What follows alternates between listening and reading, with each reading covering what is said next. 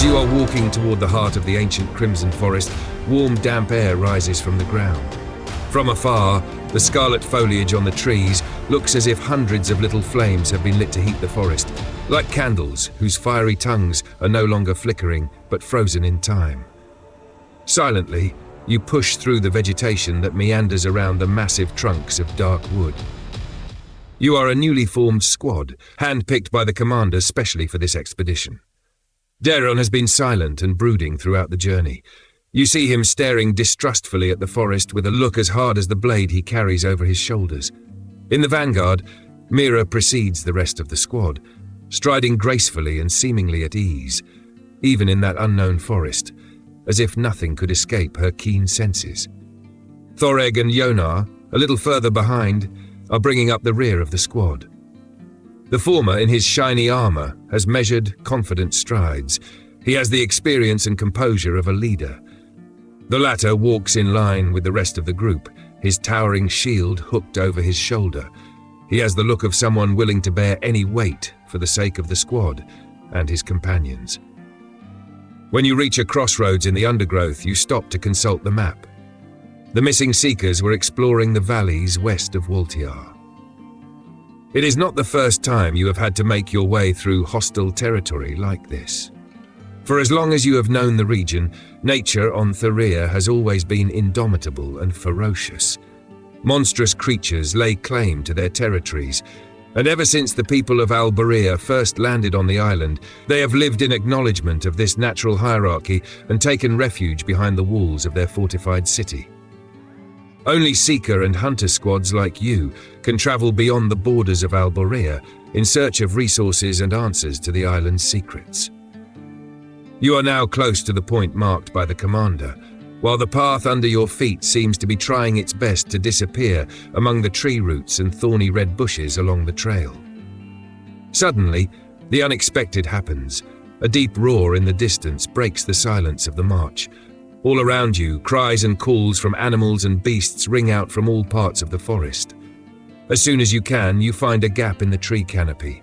Mira, ahead of you all, stands transfixed as she stares at the sky. Pinnacles of ash rise from Woltiar's caldera, forming a black cloud that expands across the sky. After having lain dormant for centuries, the great volcano of Thyrea has awakened. The earth shakes violently. There's no time for fear, that is what the commander would always say during training. You run frantically, like predators mowing down roots and jumping over shrubs that hinder your passage. You find a small clearing from where you can observe the grim, terrifying spectacle. This event will change everything. You are sure of it, but you still cannot even begin to imagine just how much. You notice Jonar pointing his finger to the sky, squinting his eyes in an effort to see in the distance.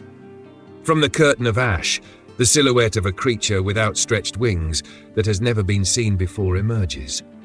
Like a fiery lava bomb hurled from the mountain, a large blood-red dragon can be seen flying at great speed over the expanse of scarlet foliage under which you have taken shelter. Its roar echoes through the valleys of Woltiar as if trying to unleash the wrath of the forest. Just when you have got your hopes up that it has not caught the scent of you, the creature veers toward the clearing and swoops down on top of you. You leap out of the way, evading its impact just in time.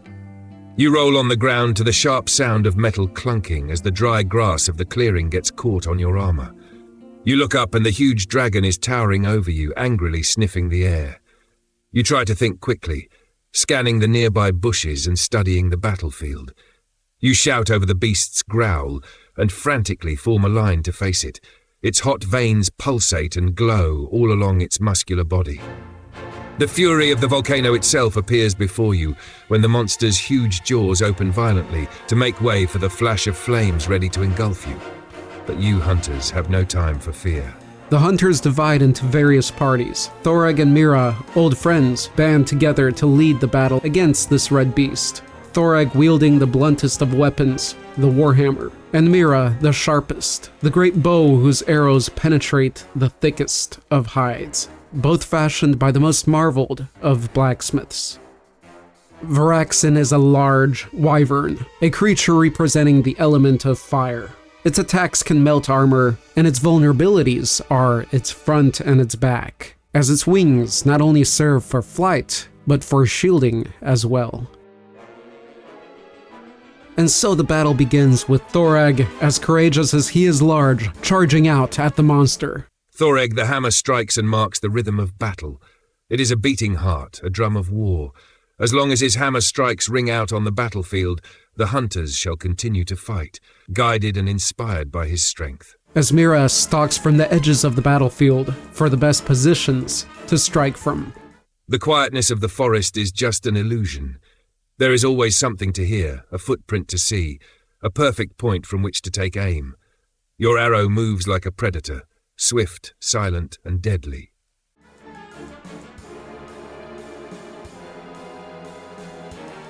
The Varaxans' health seems to have dropped halfway, and their hunters got surprisingly hurt as they entered the fight overconfident. Mira output most of the damage, but is also on the verge of collapsing.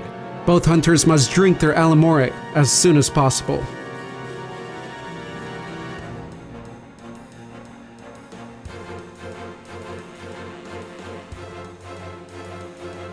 The Varaxan has fallen. Both hunters were very close to dropping from all the wounds, but alas, they made it without any such interruptions. Mira deploying the killing shots, even overshooting at the end from all the adrenaline and pressure. You have never faced a monster of such size and ferocity. It was a Viraxan. One of the Seekers had theorized its existence, but a live specimen had never been sighted. Etched into your memories, its flaming eyes still seem to be burning. There is no trace of the Prime Seeker and his expedition. Thoreg addresses the squad. If they are still alive, our best hope is that they fled from this place before it was too late. All around you, fire dances over what remains of the battleground as the smell of burning fills your nostrils. A deathly silence reigns over what has now been transformed into a valley of blood and ashes. I have been observing them for years. They are more than mere predators. They do not kill to eat, nor to protect their territory. When unleashed, theirs is a hunger that is difficult to comprehend, impossible to appease. From the diaries of Nimon, Prime Seeker.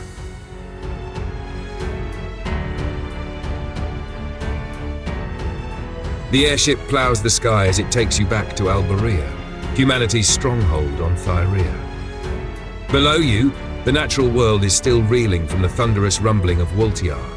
Animals flee to take refuge in their burrows and dens, and the trees are bent double with the ferocious breath of the wind. Far away, on the horizon, you see the ocean. Following the drought on the outer islands, your ancestors sailed those waters for years before landing on the great central continent of Thyrea. This is the only green and verdant land that still welcomes life.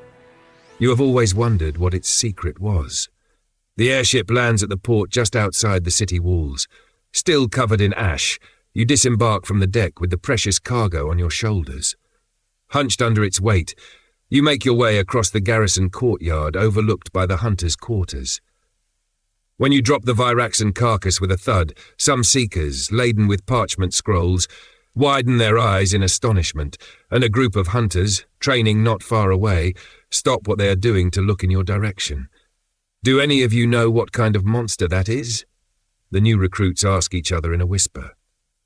The city blacksmith emerges from his smoking tower and looks curiously at the scene from the door of the forge. A few Seekers run toward you, followed closely by the tall figure of the commander, Raja. Austere in her black robes, with a single glance, the commander disperses the crowd that has gathered around your trophy. No trace of the expedition, Commander. Thoreg hastens to explain. The monster caught our scent and attacked us immediately after the eruption. Raja nods, then bends down and rests her hand on the Viraxan's face, staring at it with a gloomy expression. You realize that your squad was not the only expedition that has been attacked recently. Summon the Keeper. His presence is requested at the council meeting tonight, she orders a cadet. Then she turns toward you. The council will meet later today at sunset. You have earned the right to attend. You see her gather herself pensively, and then she looks up at the plumes of smoke billowing out of the top of the forge. But first, come with me. There's something I want to show you. The first Alberians who ventured on missions were Seekers tasked with mapping and exploring the new lands on the island. They were familiar with the natural world. They understood the cycle of the seasons as well as the behavior of animals, but none of them were prepared for what awaited them. The monsters on the island massacred those first expeditions. Very few survived. But mankind does not give up so easily. Thus, the Order of the Hunters was established. These were men and women who trained to face those fearsome creatures and to help the teams of seekers extend the boundaries of research into the wildest areas. Since then, the fire of the forge in Alborea has never stopped burning. The commander makes her way through the garrison courtyard to the entrance to the large forge. All you can see from the outside is the high chimney and its turrets, spewing out steam and sputtering glowing sparks. Upon entering, you are immediately funneled underground to reach the furnace carved into the living rock at the time of the foundation of Alborea. The acrid smell of hot iron welcomes you into the large workshop. The yawning mouth of fire, which is perpetually alight, illuminates the blacksmith and his apprentices, who are all bent over the benches in the process of welding, bending, and sharpening weapons. The commander looks over a workbench covered in leather strips and iron ingots. "A beautiful trophy, Commander," says Rarog, the blacksmith, as he hammers on a large anvil placed in the center of the room, as if it were an altar used to conduct sacred rituals. "That's precisely why I'm here. We need armor and claws exactly like a monster's," the commander replies. Rarog stops shaping the shield he is working on and gives her a pensive look. "Reinforce our own weapons with the skin of those creatures, just like the first hunters had thought about doing," he says in a low voice. "The beast's armor will make our weapons very heavy. Will the hunters be able to handle them?" he exclaims, then wipes his hands on a dirty green rag. "They will find the strength," she replies without hesitation. The blacksmith forces his mouth into a sneering grin and begins polishing a blade. "When you lot at Central Command have finished discussing things, bring it here to me. You'll be able to fight the next one you encounter on equal terms." You exit the forge to the hissing whistle of hot weapons being tempered as they are plunged into cold water and return to the main square. Raja bids you a hasty farewell and sets off at a determined pace toward the garrison. While waiting for the sun to set, you pick up the saddlebag full of herbs to feel its weight. There is still enough time to visit Thessa. You cross the square and continue along the main streets of Alborea until you reach the hanging gardens in the eastern district of the city. You are surprised to be hit by a cloud of perfume coming from the aromatic herbs just before it comes into view. The Green Palace, home of the herbalists. The building has been constructed over several floors where all kinds of medicinal plants are grown, irrigated by the waterfall that flows alongside the building. You find Thessa busy analyzing plants and coloured powders. "It's nice to see you again," she exclaims as soon as she sees you. "You remembered our little botanical hunting expedition then?" You promptly take the booty recovered for her in the Crimson Forest out of the bag. "A mature rhizome!" exclaims Thessa with satisfaction, turning the root over in her hands. Then you see her taking some seeds and planting them in little earthenware pots filled with fertile soil. "The commander has asked me to help the Hunters Corps, so we set up a laboratory to distill potions and mixtures for hunting," she tells you as she leads you through the great hall, wrapped in vines and covered with shelves full of books and glass vials. On Theria, mankind continues to discover new plants and flowers with surprising properties. The botanical knowledge handed down by your ancestors is still useful today to help understand the secrets of nature and to allow you to access its power, even if only a small part. "I hope the Alamoras have been helpful," she continues. "Recently, we have been studying new mixtures.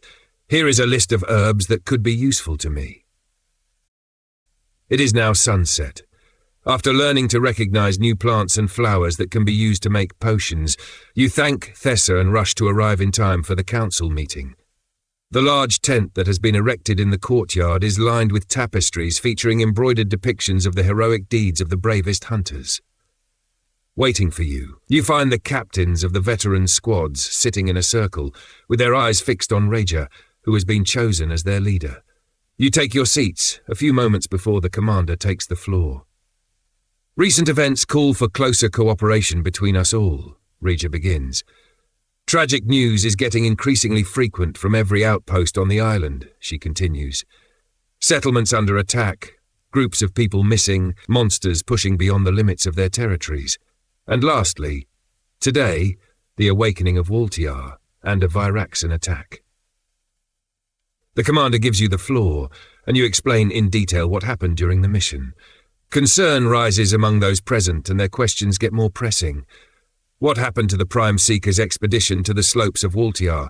How is this volcano connected to the monster's attacks? Raja knits her brows and decisively restores order and confidence. Nail is the best seeker we have, perhaps the best Alboria has ever had. We have done everything we could. I know him. I'm sure he's alive and he'll return to us soon. The hunters look at each other. After a moment's pause, the commander resumes. Our mettle is being tested. We need a guide in this time of chaos, she exclaims. At that very moment, the tapestry behind her seat is pulled aside, and a tall man emerges with severe features and a long golden-green robe. He is known as the Keeper. There are rumors of him drinking monster blood and that he can see things the human eye cannot. Noatar has guided us to all the recent discoveries. His gift can no longer be ignored, she concludes as the man steps forward under the gaze of the veteran captains. Nature on Thoria is different from that of the outer islands. The Keeper opens his speech by saying in a calm and stoic voice, Thoria is alive, and she seems to have a powerful connection with her creatures. In the blood of the monsters, there is a trace of a power that, like the threads in the tapestry behind me, weaves its way through the lives, events, and most ancient places on the island. Through their blood, I can access this tapestry of life and retrace the threads that lead me to relive the memories of the living beings, places, and events of the past. Raja takes the floor again. From dawn tomorrow, the Keeper will become a member of this council. The blood of these monsters is now a precious resource for us. I want all combat-ready squads to go out on missions. There will be new quests posted every day on the large quest board in the yard. The behavior of these monsters is getting increasingly unpredictable. Forget what you know about them because, out there, nothing is like we remember it anymore. The hunters have upgraded their body armor to red scale armor, using the red scales of the Viraxan, as well as replaced their weapons. Following the quest post, they will be using their new weaponry on an Ozu, unaware of what to expect other than possible electrical-related attacks. The airship is struggling against gusts of wind and rain as you stare out over the horizon at the black clouds that encircle the Dragon's Ridge Mountains. It is said that the furious storm in the northern mountains has raged ceaselessly ever since the people of Alboria arrived on Thoria. The everlasting storm, they call it. No one knows where it originates from. No one has ever managed to cross it. The airship sails rapidly through the sky, offering you a view of the region below. As the storm gradually stretches its nebulous body over the land, deep shadows are cast over the woods and valleys. The ship heads further and further north, but there is no trace of the missing expedition.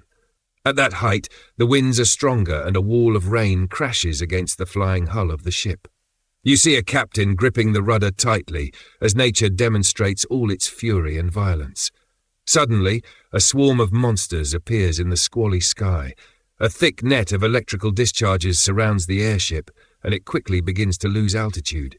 You are forced to make an emergency landing in a valley submerged in an impenetrable fog. The thick fog envelops the electrical equipment. The airship suffers only slight damage. You check the state of the equipment and weapons and notice that the electrical current generated by the swarm can still be heard above the fog. You barely have time to get off the ship before a large Ozo swoops down to the ground, accompanied by the loud buzzing of its wings. The horn on its forehead gives off an electric charge that illuminates the fog with a grubby, sinister light. You realize you must fight it before it summons the rest of the swarm. Considering their previous battle, the hunters do not hesitate to jump in on the action to battle this gigantic beetle.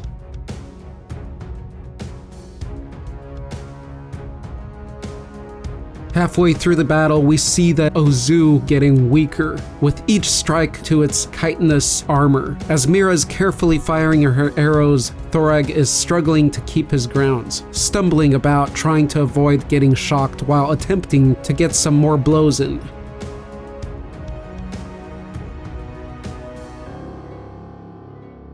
The end is nearing, with Thoreg barely managing. Mira joins him at the stone and starts off with a powerful, deadly shot, dodging lightning strike and sealing the deal with a double shot into the soft regions between the creature's carapace plates, slowing it down and dimming its glorious glow. Huzzah!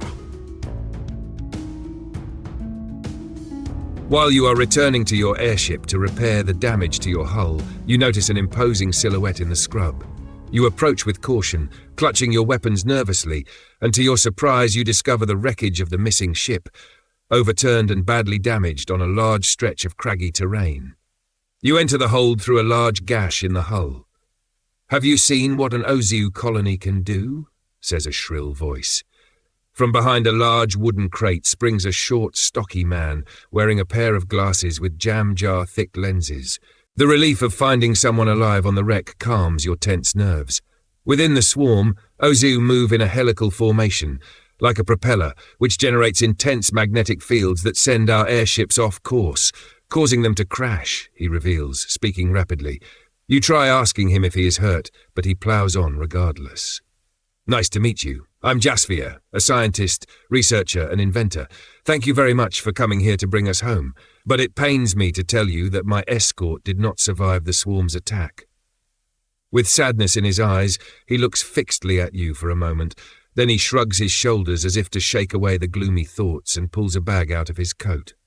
This dust was everywhere on the battlefield. It even fell from the sky. It's golden and almost intangible.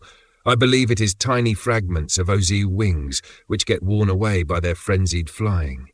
I imagine with a little study it will reveal several interesting things to me. In that devastated hold, the way his face lights up with curiosity surprises you, and his theories stay with you for the entire return journey. Ozu Blood Vision.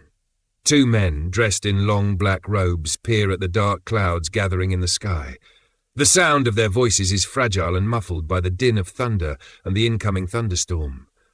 According to the Tekli prophecies, one day a storm will rise that will darken the sky and the stars until it covers all of Thyria, says one of the men. One voice will dominate the others, and the dormant monsters will answer its call, he concludes gloomily. There is no need to fear, brother, not while the Indomitable controls these clouds, his companion replies, looking toward the sky. Commander Regia strides across the courtyard overlooked by the hunters' quarters. She can't sleep. There are too many images and too many voices crowding her dreams. In the darkness and silence of the hour before dawn, she can focus her undivided attention on training. She tightens the straps on her artificial forearm at the elbow. It is a device made of golden archeum, forged by the blacksmith to allow her to continue using her spear. She picks up the weapon and starts repeating the positions: lunge, dodge, thrust, parry. You and some of the other hunters join her, waiting for her dawn speech. Someone offers to train with her and they start fighting. Regia does not go easy on him. When her opponent surrenders, Regia notices the sky on the horizon is showing the first pale glimmers of sunlight. The time has come. You all sit down, ready to listen to her. Something has changed out there. All the teams that have returned have reported some weird behavior from the monsters. They are hunting far outside their usual territory, and they have been seen attacking and killing each other, not out of hunger, but to assert dominance, says the commander, walking among you. Exploring the wilderness has become much more dangerous. They sniff us out as if they were searching for something. In a moment of silence, you wonder who are the hunters and who is the prey. Years ago, our teachers, Albaria's first hunters, studied these creatures. They watched how they fought in order to learn their movements. They realized that their thick skin was an impenetrable shield and their claws were merciless weapons. Regia pauses to look at the new weapons and armor on the rack, and then continues. Today I'm asking you all to don that leather and take up those claws. Your appearance, your actions, Out there you'll be beasts and just as brutal as they are. You will be crushed by the weight of your armor, but you will do it to protect what makes you human. Rager pauses and walks past you. Remember that a monster has the strength to survive alone on Thyrea. We do not. We need each other, and that is how we shall survive. The end of her speech is met with a loud cry of agreement, and the commander salutes you and sets off toward the living quarters. As everyone disperses to start training, amidst the comments from your companions, you can hear the exuberant young recruit speaking aloud. "But that hand? What happened to her?" one of them asks. "They say it happened years ago. She was the young leader of her own hunting squad. One member of her group ended up with the gaping jaws of a monster bearing down on him, but she threw herself in harm's way to protect him. She forced her spear between that creature's teeth with such strength that it went straight through its skull. But the monster's teeth sank deep into her arm and the wound wouldn't heal, so they had to amputate." Another replies, checking the balance of an axe in her hand. "When she recovered, she started going on missions again. She changed squads a lot, inspiring the hunters there to become leaders.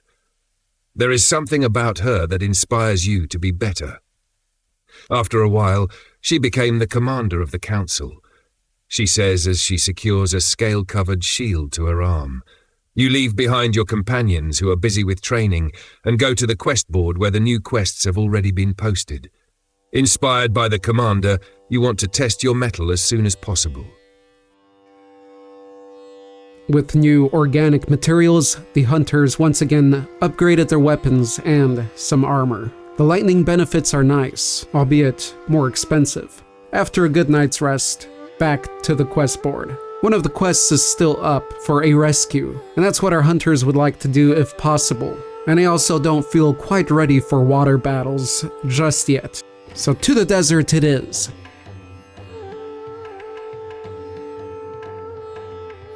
Low on the horizon, the blood-red sun casts long trembling shadows behind you.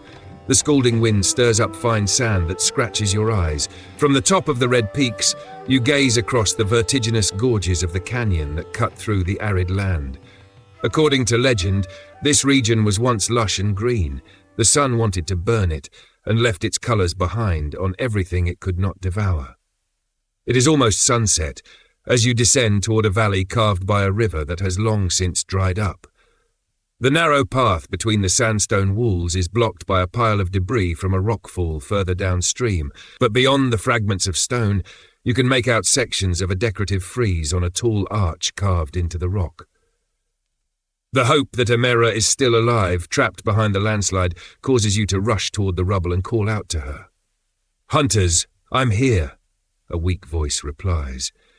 It is so faint that it is immediately overwhelmed by another much louder sound, a deep roar coming from over your shoulders. You're shouting, the sound of rubble being loosed, your heavy footsteps. All that noise has attracted the attention of a monster, enraged by the invasion of its territory. A Toramut, its armored head poised for impact, is already charging toward you. Starting out, Mira seems to have a nice setup for damage output that correlates well with her current mastered skills. This should be fun.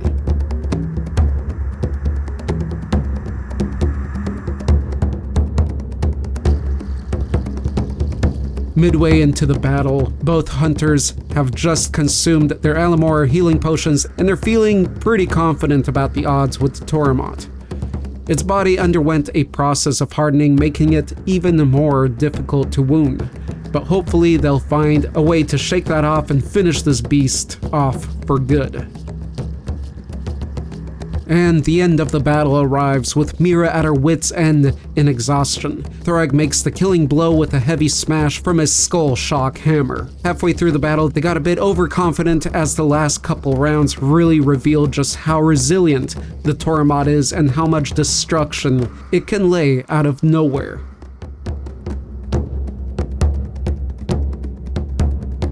Amera is breathing deeply as she leans against the corrugated walls of the rust-colored gorge.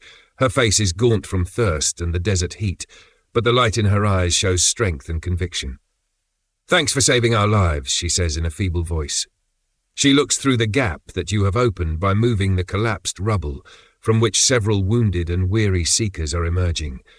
Close to exhaustion, they retrieve the notes on their scrolls and wrap protective fabric around some objects that were found in the room beyond the arch.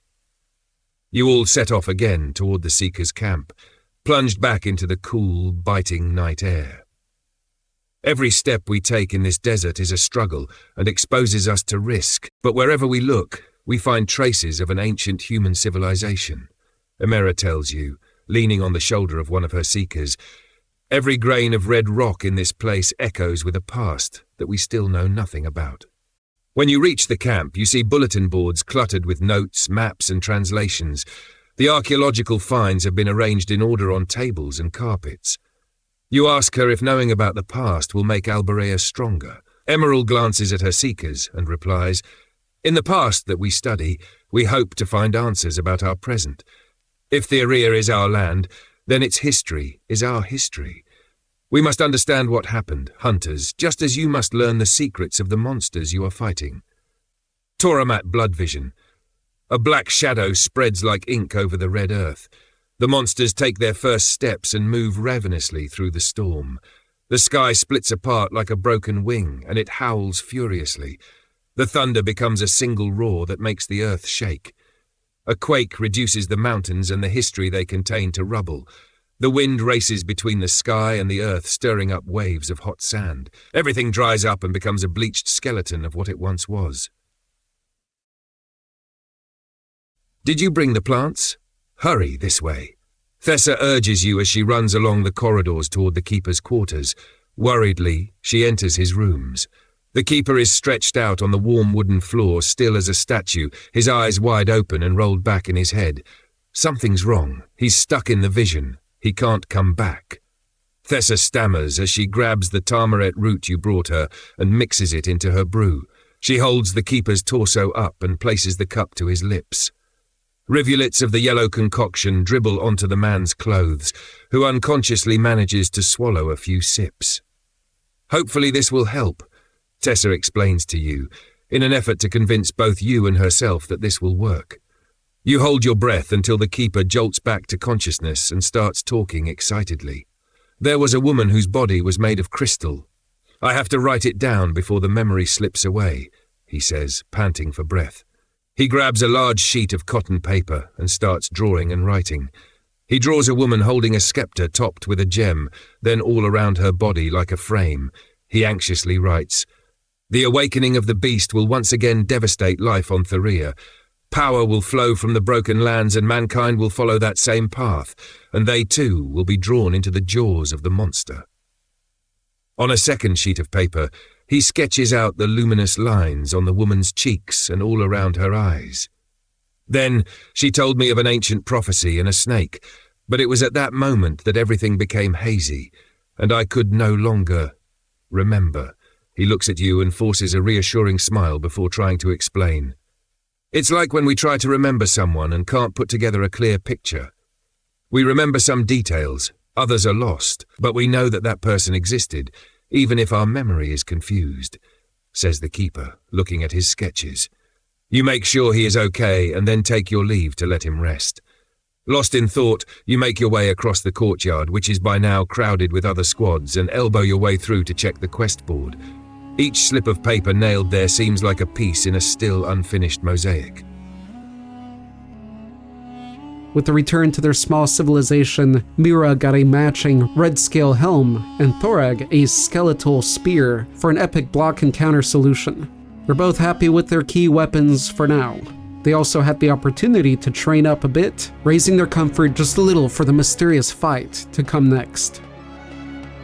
Seeing a new expedition quest just post on the quest board, they deem themselves ready for the sea as rescue remains priority, and now is to take place in this murky terrain.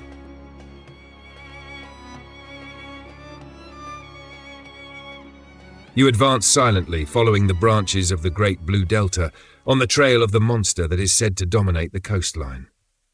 The outpost in the Riverlands was not only built to increase yields, but to study the vegetation in the area, and provide a base for expeditions to the east. In front of you, There is nothing but debris, crumbling rocks, and trees that were uprooted by the force of the tidal wave.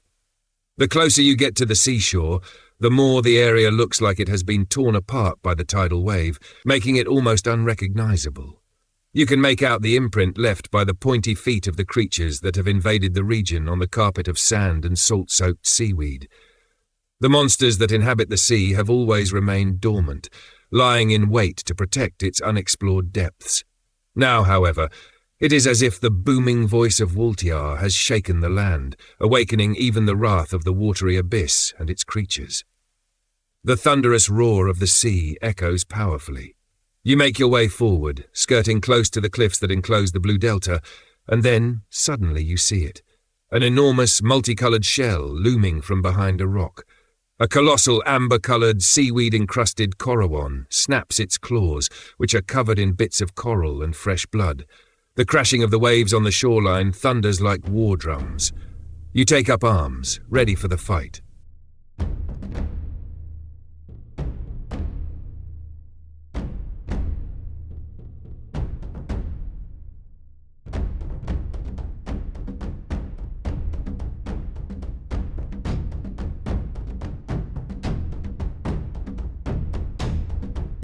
Midway into the battle with Corowon, it seems that they entered with an unhealthy dose of overestimation. Mira is hanging in alright, but Thorag got beaten around hard early on and is in his second capture by the creature's giant claws.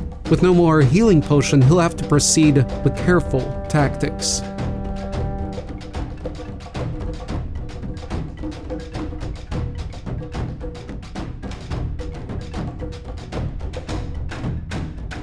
Far into this long, brutal battle, funny enough, in its last energetic upheavals, the giant crab captured Thorag one last time, but not before he dealt it a nice load of damage with trusty Skull Shock, after which Mira finished it off with blast after blast of her electrifying arrows. This monster is to be dealt with the utmost offense.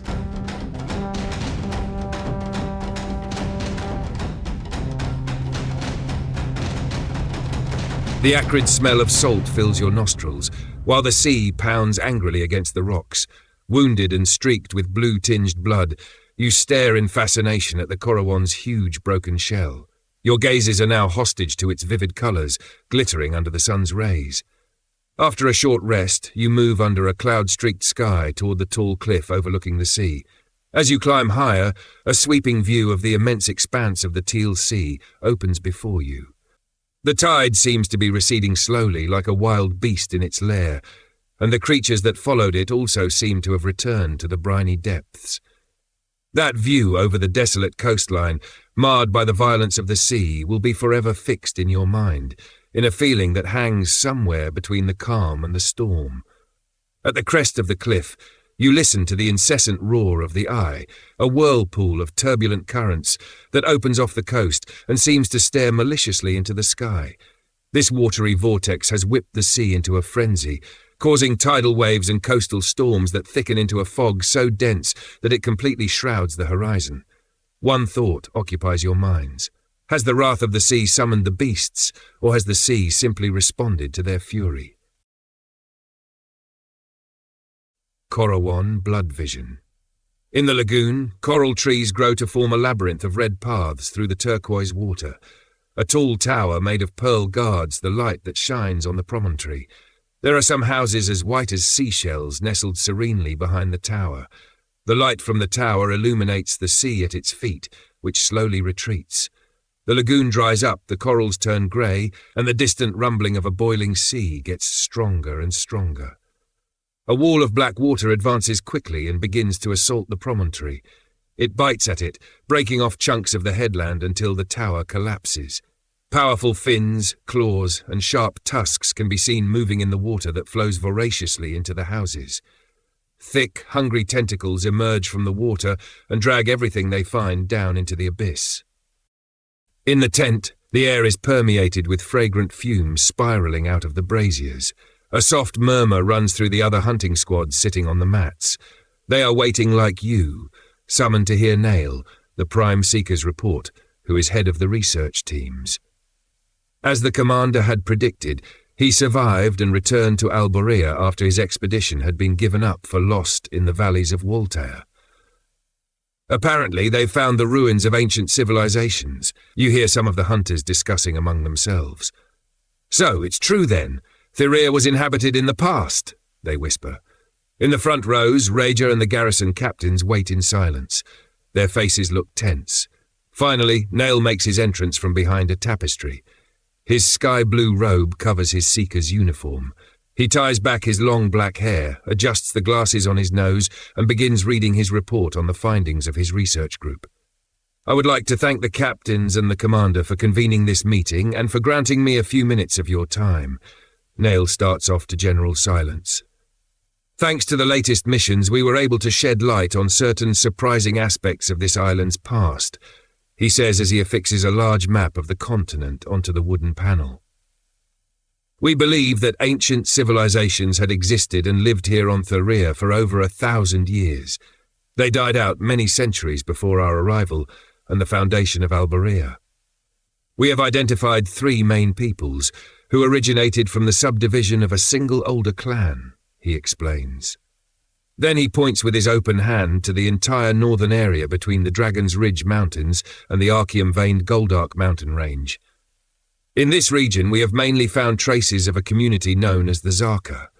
These people controlled the Archeum deposits, from which they made statues, jewelry, and even musical instruments. The inscriptions we have translated suggest that these objects made of Archeum were available to everyone, and their contemplation was part of a course of study in pursuit of knowledge and power. Continuing on to the western part of the continent, we identified several ruins that can be traced back to another major group, the Tekli, says Nail, his hand now hovering between the drawing of the Sunset Plains and the Crystal Plateau. And finally, in the southern lands, we have discovered the remains of the Krismari civilization, he concludes, gesturing with a wave of his hand to the area south of the volcano, the riverlands, and the imposing Nismaraga jungle.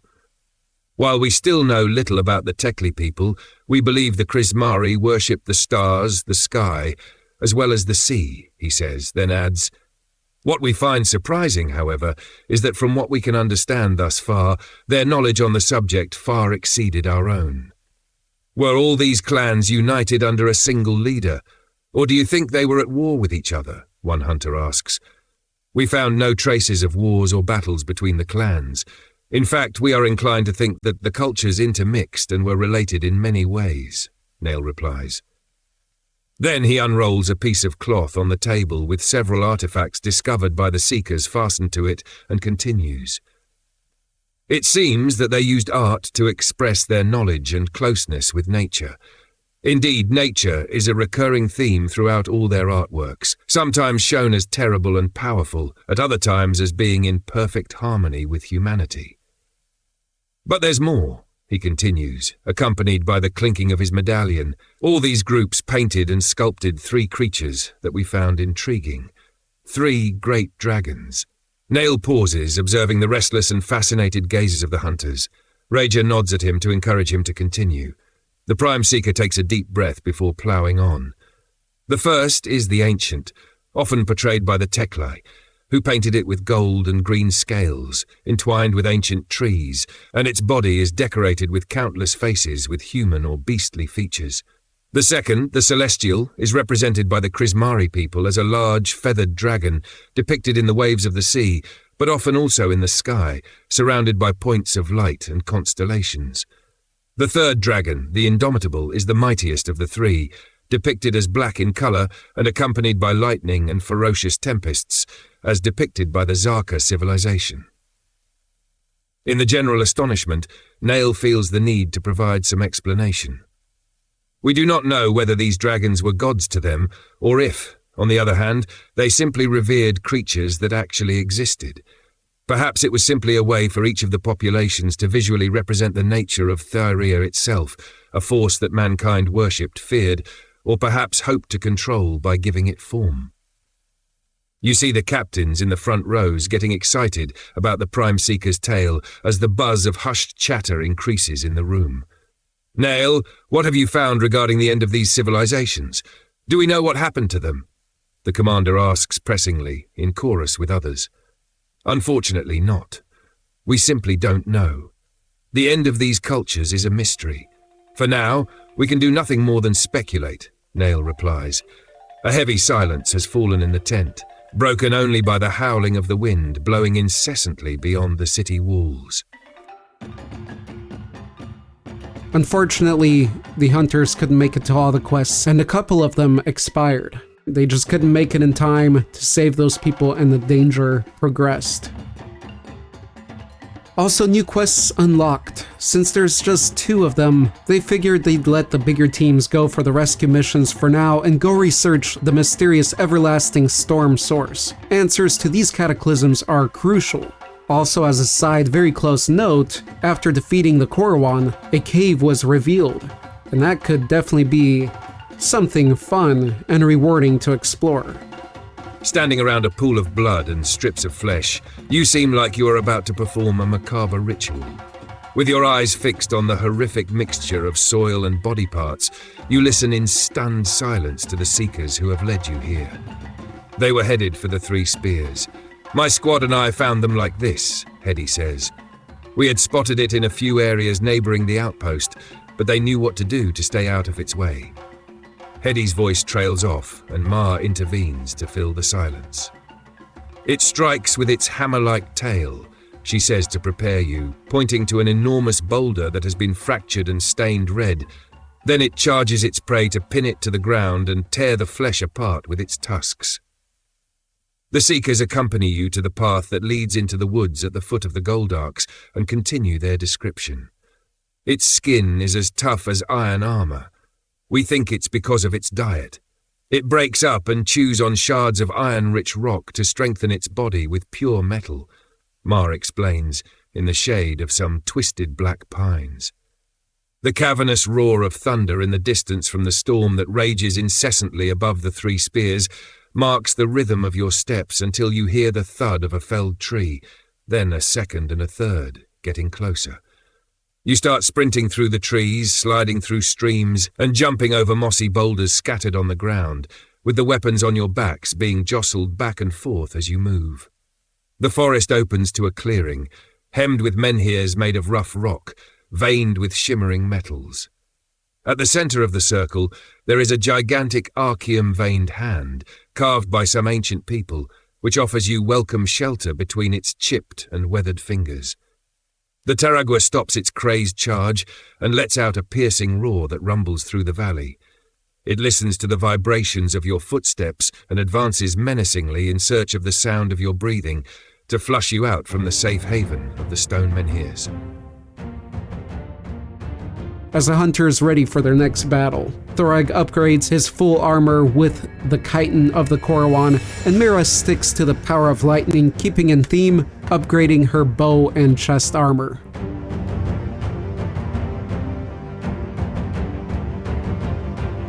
Midway through the battle with the Taragua, it is tough. And not only is it tough, it deals damage from almost all over. Maybe they underestimated it as well. Halfway through it seemed they were doing fine, but now Mira lays on the ground knocked out. The situation is becoming more and more grim.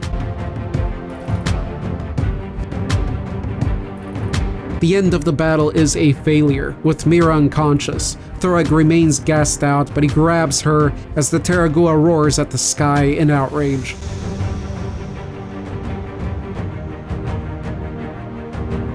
With Thorag bent on not trading his resources and upgrading his hammer, they stubbornly return for another stab at taking down the Taragua the very next day. This time the battle goes much smoother. They were not just more prepared tactfully, but mentally. They have certainly been humbled. The Taragua falls from a final slam of Thorag's skull shock, in theme with its monster's bludgeoning damage. It falls never to rise again. The monster's body lies on the ground. The rusty patches on its hide are intermingled with the scarlet lacerations of the wounds you have inflicted. Its iron-rich blood has already been collected in vials, which have been carefully sealed to be delivered to Thessa. These must be Zarka ruins. They lived here in the Goldarks. They worshipped the dragon that was black and gold like their mountains. If only we could find out more about that creature, explains Hedy, while focused on charting the ruins scattered around the clearing on her map. In addition to the half-buried hand in the center of the clearing, not far from the Menhir Circle, a colossal face carved from black stone, now half sunken into the ground, seems to be staring straight through you with its golden-colored Archeum eyes gazing into eternity. It is rare to find traces of their civilization so far down in the valley, but at higher altitudes there are monumental arches, tunnels, and the remains of buildings on the rocky ridge of the mountains, says Ma, looking at the Archeum-streaked peaks of the Goldarks. The inscriptions speak of a large sanctuary where it seems the Zarkas trained in the mystical arts. I would like to go back in time and ask the people of the past how they managed to live here. Nothing here is on a human scale. It seems that all of Theria today is permeated by an uncontrollable energy, indomitable, like their dragon, Hedy says, looking at the storm in the distance, both frightened and fascinated by the lightning bolts. You take one last look at the lifeless body of the monster, which until recently had been swollen with rage like the everlasting storm. You feel the same tension that fills the sky on the horizon crackling on your skin. Taragua blood vision, I look up. The storm is gathering in the sky. A man raises his arms and speaks to his apprentices in a loud, decisive tone that almost follows the rhythm of the thunder and harmonizes with the deep roar of the stormy night. This is the overwhelming force, the mystery of the voice of the dragons that echoes throughout the natural world. He continues, while a flash of lightning illuminates the massive black clouds in a spectacle that terrifies me and gives me pleasure, all at the same time. Sing your song, shout, and try to join that unstoppable, wild, and terrible feeling. He opens his arms and I see sparks crackling on his hands, while the thunder above us makes us gasp. It is there, in that emotion, in that feeling of overwhelming power, that you will feel the full force of the power of the indomitable. Just like every year since the foundation of the city, the ceremony of light is taking place in Alborea, but this one seems different. The lights that have been lit in the city are not enough to ward off the concerns preoccupying the entire community. A large bonfire has been lit in the square, burning small, wicked-looking effigies that symbolize future dangers that need to be banished.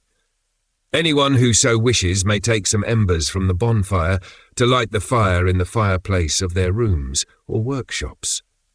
Narog, the blacksmith, calls out a greeting as he walks past you with a bucket full of embers to be thrown into the fire at his forge as a gesture of good fortune. Following tradition, on every street corner, countless lanterns have been lit from the flames of the bonfire, dotting the streets of the city with points of light. These lanterns were carved from stone and embedded in the walls of the houses when the city was built by the founders of Alborea. As you make your way across the city to join Thessa at the Green Palace, you notice that each door is illuminated by a glass lantern or candles that have been placed on the doorsteps. On the sides of the buildings, intertwined with flowering climbing plants, there are a number of small copper statuettes which reflect the lights and tinkle in the evening wind. You climb the tall, damp stairs of the palace and enter Thessa the herbalist's laboratory to deliver the plants you have collected on your mission. Wait, let's go over this again from the beginning.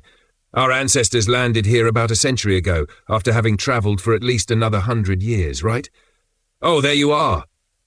Thessa welcomes you.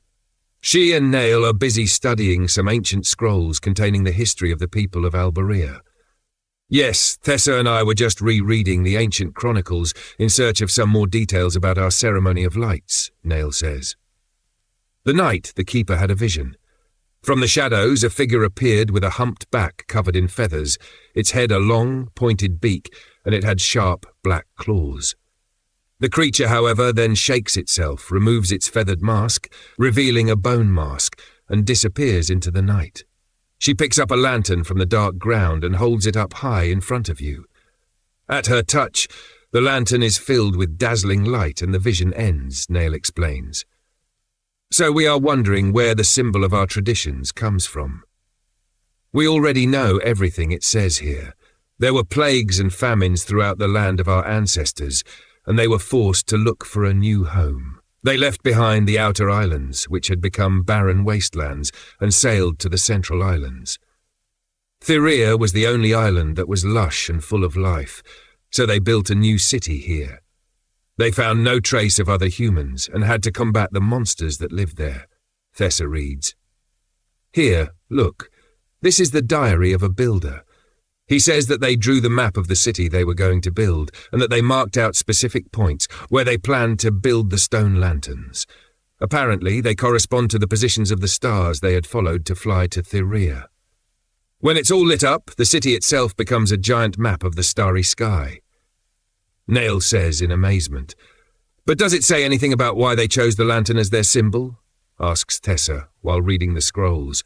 "It was also printed and embroidered on tapestries and robes," she adds. It continues here. It says that the fleet of airships that had flown from the outer islands to Creepier had hung lanterns on the sides of the ships, which were always kept alight to avoid getting lost and make sure the fleet stayed together during long crossings, Nail reads. He and Tessa continue leafing through and reading the ancient manuscripts for some time, but find nothing that could connect the woman with the bone mask who appeared in the Keeper's visions to their past. Back in town, the hunters train up their abilities, and the hype for the next hunt goes even higher as they make some more equipment upgrades. Thorag finally upgraded his hammer, Skullshock, and they have grown quite fond of the skeletal spear, but instead of Mira getting one as well, she crafts Big Jaws, a trap under the same sort of element. She's also got her eye on the explosives, which are now available from the Metal Forge as well, maybe for the next monster. A new quest opened up to further explore the ruins beyond the Taragua's corpse, but the hunters decide to take advantage of the low tide and explore the cave nearby where they fought the Korwan. Readied and equipped with a couple new potions, they head out excitedly to battle yet another coral-based beastie.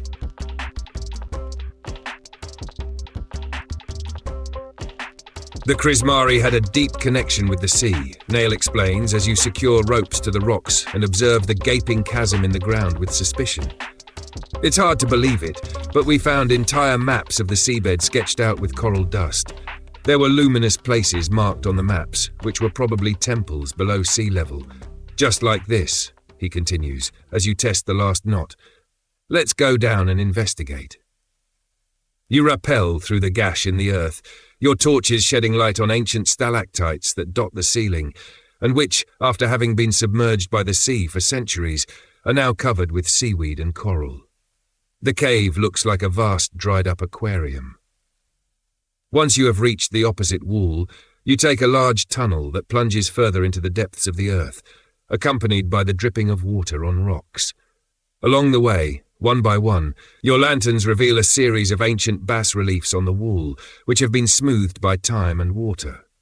In one of these, the light and dark blue tiles of a mosaic depict the figure of a woman with a body made of waves from the sea, studded with iridescent stones. The path leads you into a large cavern with a deep black lake in the centre, which is as still as a sheet of obsidian. The air is moist and cold, and there is a pungent smell of rotten seaweed rising from the ground. I remember seeing these footprints somewhere, but it can't be. Nail, all fired up, immediately shifts his gaze to the body of water and barely manages to call you back in time. The moment you reach the lake shore, a sinister gurgling rises from the depths of the lake and a nauseating mist begins to condense on the surface of the water. You quickly step backward when the enormous silhouette of some beast begins to materialize in the mist. The monster slowly emerges from the cloud of steam, waving its huge scaly fins like large bat-covered wings. Until now, you had believed that such a beast only existed in the pages of ancient books. "An Arun!" Nail shouts.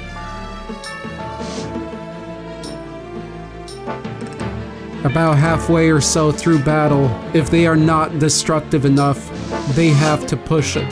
The Urusan can heal vast amounts of health quick, making it all the more of a challenge. They must focus and implement as much damage as they can, as quick as they can.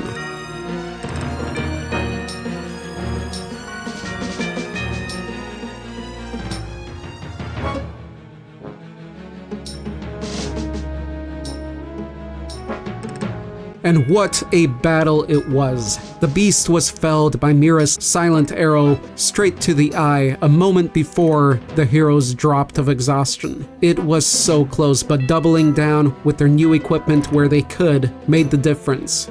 Lessons learned.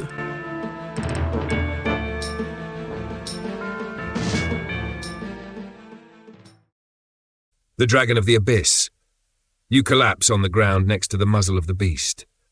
The first generation of hunters, many years ago, had found traces of the ancient presence of these creatures. We thought they were extinct, says Nail, looking at the carcass in admiration. You linger a while to examine the purple scales of the Oruxen until the Prime Seeker calls you over to come and find a passageway, he says, waving his hand.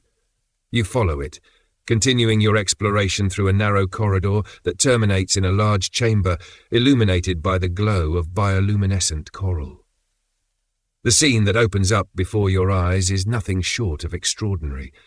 Above the arch of the rock is a painting of the celestial vault into which numerous coloured crystals have been set to represent stars and constellations.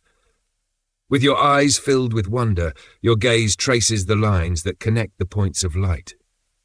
The shape of the constellation in the centre of the vault resembles a dragon spreading its large wings. The celestial, Nail says, looking around enthralled by the sight. It is not the first time that I have seen those gemstones and those shapes. The Prime Seeker adds, as he recognises the various constellations, the Tessiel people represented the stars in the same way. Constellations that we are unable to identify today, which seem to have disappeared into the darkness of time, he concludes in a whispered voice. The cold, pale light that radiates from the coral glitters off the stars in the celestial vault, giving the room an ethereal appearance, a starry sky on the seabed. Orosian blood vision. The Master's footsteps fall silently on the sand. As he walks past, the only sound that can be heard comes from the large coral necklace clinking on his chest and his almost whispered words. Be amazed, because this sky could be empty, but instead it shines with stars that allow their light to fall down on us. The sky could be chaotic, but instead it reveals order and patiently unveils the laws of the cosmos to us. It could be far away, but it is actually close enough for us to be able to hear the voice of the dragon, the Krismari Master says. Above me, the celestial vault shows itself as if it were waiting. I look at the stars, which only the bloodline... Tonight, the Keeper walks alone through the streets of Alborea. The city is shrouded in a surreal silence. The sentries patrolling the walls tread lightly. The tavern has already closed, and the still waters of the sea fill the inlets of the harbour. In the night sky, an unnaturally large, silvery moon has risen. It looms over the earth, while down here, everything seems to be holding its breath. The Keeper reaches the town square. His sandals step on the cold stone of the pavement and then on dew-soaked soil. In the centre of the square grows a 1,000-year-old tree with a thick, tall trunk and roots spreading out around its base like a spider's web. Its light-coloured wood shines like a pearl under the moonlight. The Keeper sits among its roots and looks up at the moon in the sky. He watches the halo of light around the moon begin to pulsate and expand over the inky blue of the night sky. His eyes fill with that light, and he begins to travel. In his vision, the Keeper finds a memory of the celestial dragon as it flies through the sapphire skies of the north. The wind blows through its blue feathers as night falls, and the stars glow brightly. In those same stars, the dragon had read the arrival of this very night. The dragon looks at the riot of lightning advancing toward it from the peaks of the three spears. A raging beast can be seen at the centre of the cyclone, dragging the storm with it. The stars in the northern sky seem to be made of grey clouds, and all around it the rumble of thunder booms rhythmically like a beating heart. The beast of thunder attacks the celestial. During the battle, they fly all over Thyrea. Their blood falls on the white snow, their scales fall in the mouth of Waltiar, and the feathers of the celestial fall on the jungle until, finally, their wings cast dark shadows over the waters of the sea. In every burst of light, in every fiery breath, the celestial hears the voice of the beast, and, in it, its desire for power. As they fly over the teal sea, the beast of thunder has the upper hand. It plunges its snout into the celestial's chest and sinks its teeth into the other dragon's heart. It rips it from its nest of veins and arteries and crushes it between its fangs to squeeze out its power-soaked blood. The celestial plummets toward the sea, which opens wide to receive the body of its dragon in the waves. The seafloor splits apart, creating a fault line. The waters begin to churn and swirl ceaselessly. The indomitable dragon roars triumphantly, its storm thickens, and through the dense clouds, the roar of its voice echoes throughout Theria. At its call, the lights in the Aurora Borealis turn red and flutter like tongues of fire. In the depths of space, the oldest stars dim and recede, leaving only a cold, empty void in their place. That night lasted so long that the sun did not rise for days, eclipsed by the large, motionless moon. There was nothing but the red light of the Aurora Borealis and the stars falling from the sky. Back in town, since the quest is still up and involves people in danger, they decided to go check out the outposts taken over by Felixir territory. Mira decided to grab an explosive for this bout, and with a new restocking of potions, the two hunters head out without wasting any more time. At the first light of dawn, the opalescent grains of the salt desert shine with an iridescent sheen and reflect the newborn light of day.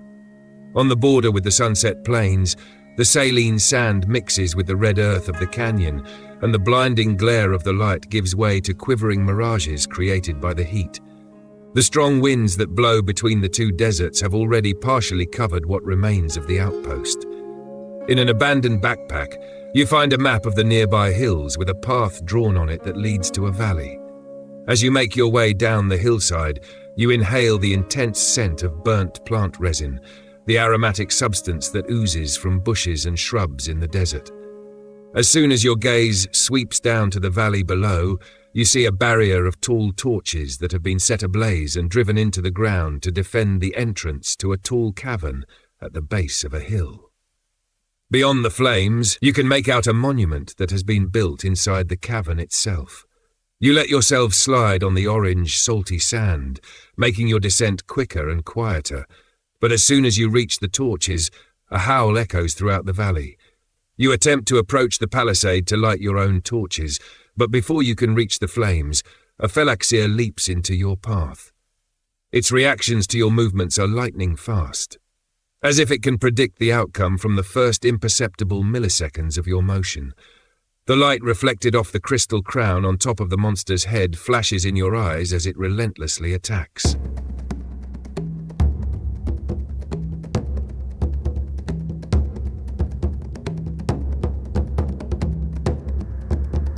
As the battle proceeds, Mira is at her wit's end. The Felaxir is quite wounded, especially after the last round of attacks. They can finish strong, but they have to focus on keeping the archer from falling.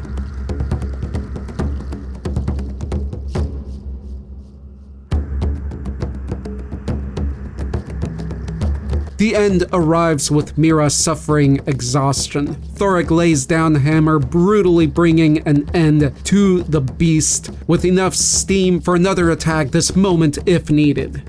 With Mira's relentless attacks and Thoreg's endurance, these two have compiled quite the powerful team. The torches have burned through all the resinous wood and have now gone out. Beyond the piles of ash, you find the missing seekers. They had found refuge in the ancient temple built inside the cavern, which protects it like a rough-hewn treasure chest. The temple is circular, and in the center of the inner chamber, there is a statue with human features, but with a double face which forces you to walk around it to observe it. One face is depicted with eyes closed, and there are tendrils of vegetation that seem to stretch from the eyelids onto the cheeks, while the eyes on the other face are wide open, and the artist has sculpted stars instead of pupils. The two faces are turned toward two large paintings that cover the circular walls of the temple. The face with closed eyes is looking at a painting of a forest of trees with exposed roots that are thickly intertwined with each other. Between the trunks of the trees, the painter has outlined the gigantic face of a green dragon with a complicated set of horns. The face with open eyes, on the other hand, is looking at a painting of a night sky. where fragments of stars and prisms of iridescent crystals rain down. In the midnight blue sky, there is an indigo-coloured feathered dragon in flight, clutching a white moon in its claws and carrying it around on its orbit. The imposing two-faced statue is surrounded by an empty ring that must have once been filled with water. The Seekers passionately tell you their theories about the place and then translate the inscription in the ancient alphabet that runs along the ledge of the surrounding basin. Everything is becoming. Becoming is eternal while nature is finite. Everything is born, dies, and is reborn in the wheel of becoming and time. Everything returns more vivid every time, stronger every time. Phalaxia blood vision. The eye of the celestial allows us to glimpse the mysteries of the power, says the woman with star-like eyes and a body that seemed to be made of glass. The power flows through everything that is alive on Theria. Its threads are interwoven with the depth of the sky, like shining constellations, for those who can see them. If we push our gaze through the deepest and most remote layers of the sky, to the limit of our power, we can see the stars that will pass through our future, she continues while closing her eyes. I ask those stars to reveal the destiny of the power to me. But the more I observe those distant skies, the more I recognize ancient constellations that are ready to return to the sky above us. The stars are moving in circles, and so are we. I can no longer distinguish the end from the beginning, she concludes. Is the destiny we see inevitable? One of us asks. The stars show us the truth, but our vision may be incomplete. It is for this very reason that we must never stop training our power, she replies with a smile, but a shadow of concern crosses her face before she turns around. A lively fire crackles in the brazier in the centre of the common room, where the returning hunters and those about to leave on a mission cross paths to compare notes and swap stories. I've just been with them. They had a rough night, but they seem to be fine now, says Thorig, letting himself collapse onto a bench. Is it true what they say about their eyes? Asks Leonard. Yes, when they woke up this morning they had red pupils, like the fire of a Viraxen, and they were crying tears of blood from their eyes, says Thorig. They didn't tell you everything, Thor, says Mira, who is busy carving wood for her arrows. They said they all had the same nightmare, she explains. It was dark and they were climbing a mountain. During their ascent, they were attacked by a number of increasingly angry monsters. They killed them, but the monsters came in waves, so they had to keep climbing. But none of them can remember if they found once they reached the top, says Mira. That's strange. For some time now, I've also been having nightmares where I see a mountain. But it's far away, and I can't remember what I was doing in the dream, Leonard says in a hushed voice. I dream about the beasts, and I keep doing what I do when I'm awake, Darion says, staring at the hilt of his great sword. Every night. It's the awakening. The beasts are no longer attacking out of mere hunger. I'm starting to think that all this is not just affecting the monsters, says Thoreg. It's affecting us too. Leona finishes his comrade's sentence. It compels us to fight, to be more aggressive, more ferocious. It's not just aggression. I've never felt so strong. With each passing day, my hammer seems lighter. I feel faster, more alert, and sometimes I even feel like I'm learning from the movements of these monsters. Thoreg explains, trying to find the right words. I can feel their fury, and I'm able to imitate it, adds Darion. And we're pretending to look like them. Mira thinks wryly, turning over her helmet in the shape of a feral, beastly face in her hands. This is what has allowed us to survive. How could we face these monsters if we didn't have our weapons, and if we hadn't found this strength, which increases every day? Leona asks everyone. In answer to his question, the last tongue of fire in the brazier goes out, leaving the room barely illuminated by the glowing embers. At that moment, the door is thrown wide open, and the commander bursts into the room. The hunters inside the room rush to meet her, forming a circle around her. During their return from the Waltiar region, some squads have reported that every day spent in the shadow of the volcano has made them stronger and more resilient. Reja begins. As if they were able to absorb the power and strength of the awakening along with the volcano, and at this very moment, humanity desperately needs this strength.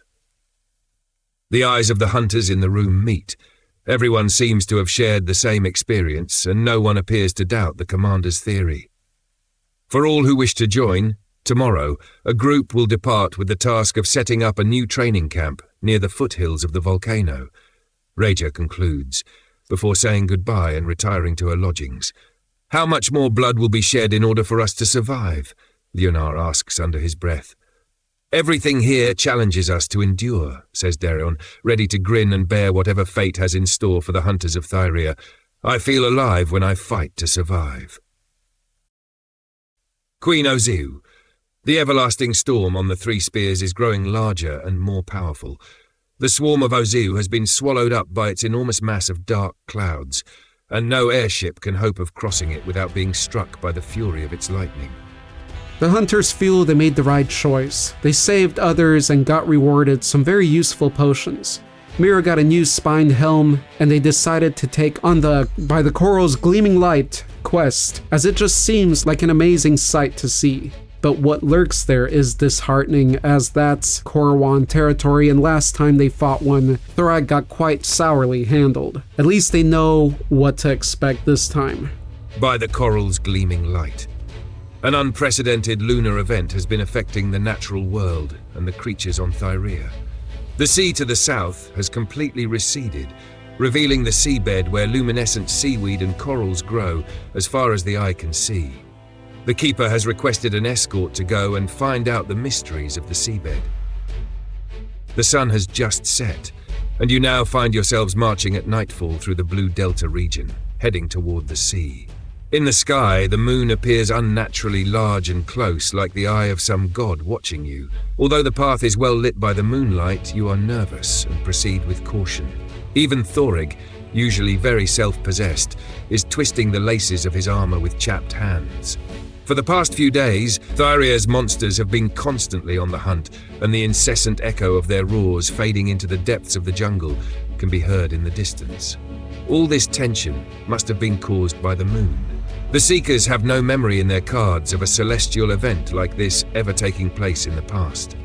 A halo of light and cosmic dust surrounds the celestial body like an iridescent cloak. As you look out over the horizon, it appears as if the circle of murky light is repeating in the night sky, giving the illusion there are several minor satellite moons in the sky acting as an entourage to the real moon. Evanescent moons, murmurs the Keeper, who is traveling with you in a dreamy voice.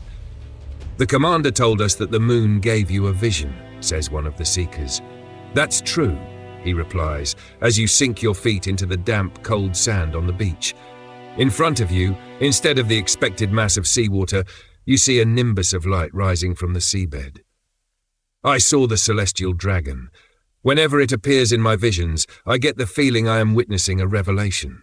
I sense a truth in its eyes that I cannot interpret, and it is as if it already knows me, as if it knows everything that is happening, the Keeper tells you, his ankles immersed in the water of low tide. The sea that once lapped the Blue Delta has retreated for miles, revealing what it had kept hidden beneath its waters, shining corals that illuminate the beach as much as the moon lights up the sky. You look at them in awe, when suddenly a patch of coral and sponges begins to move jerkily, and the snap of two large claws echoes in the night. You grab your weapons as a Corowon sprints toward you, its sharp legs plunging into the sand like swords. As the fight proceeds, some powerful damage was done, but the Corowon still has ways to go before dropping, and Mira's already panting from their efforts. Hopefully this will end in their favor.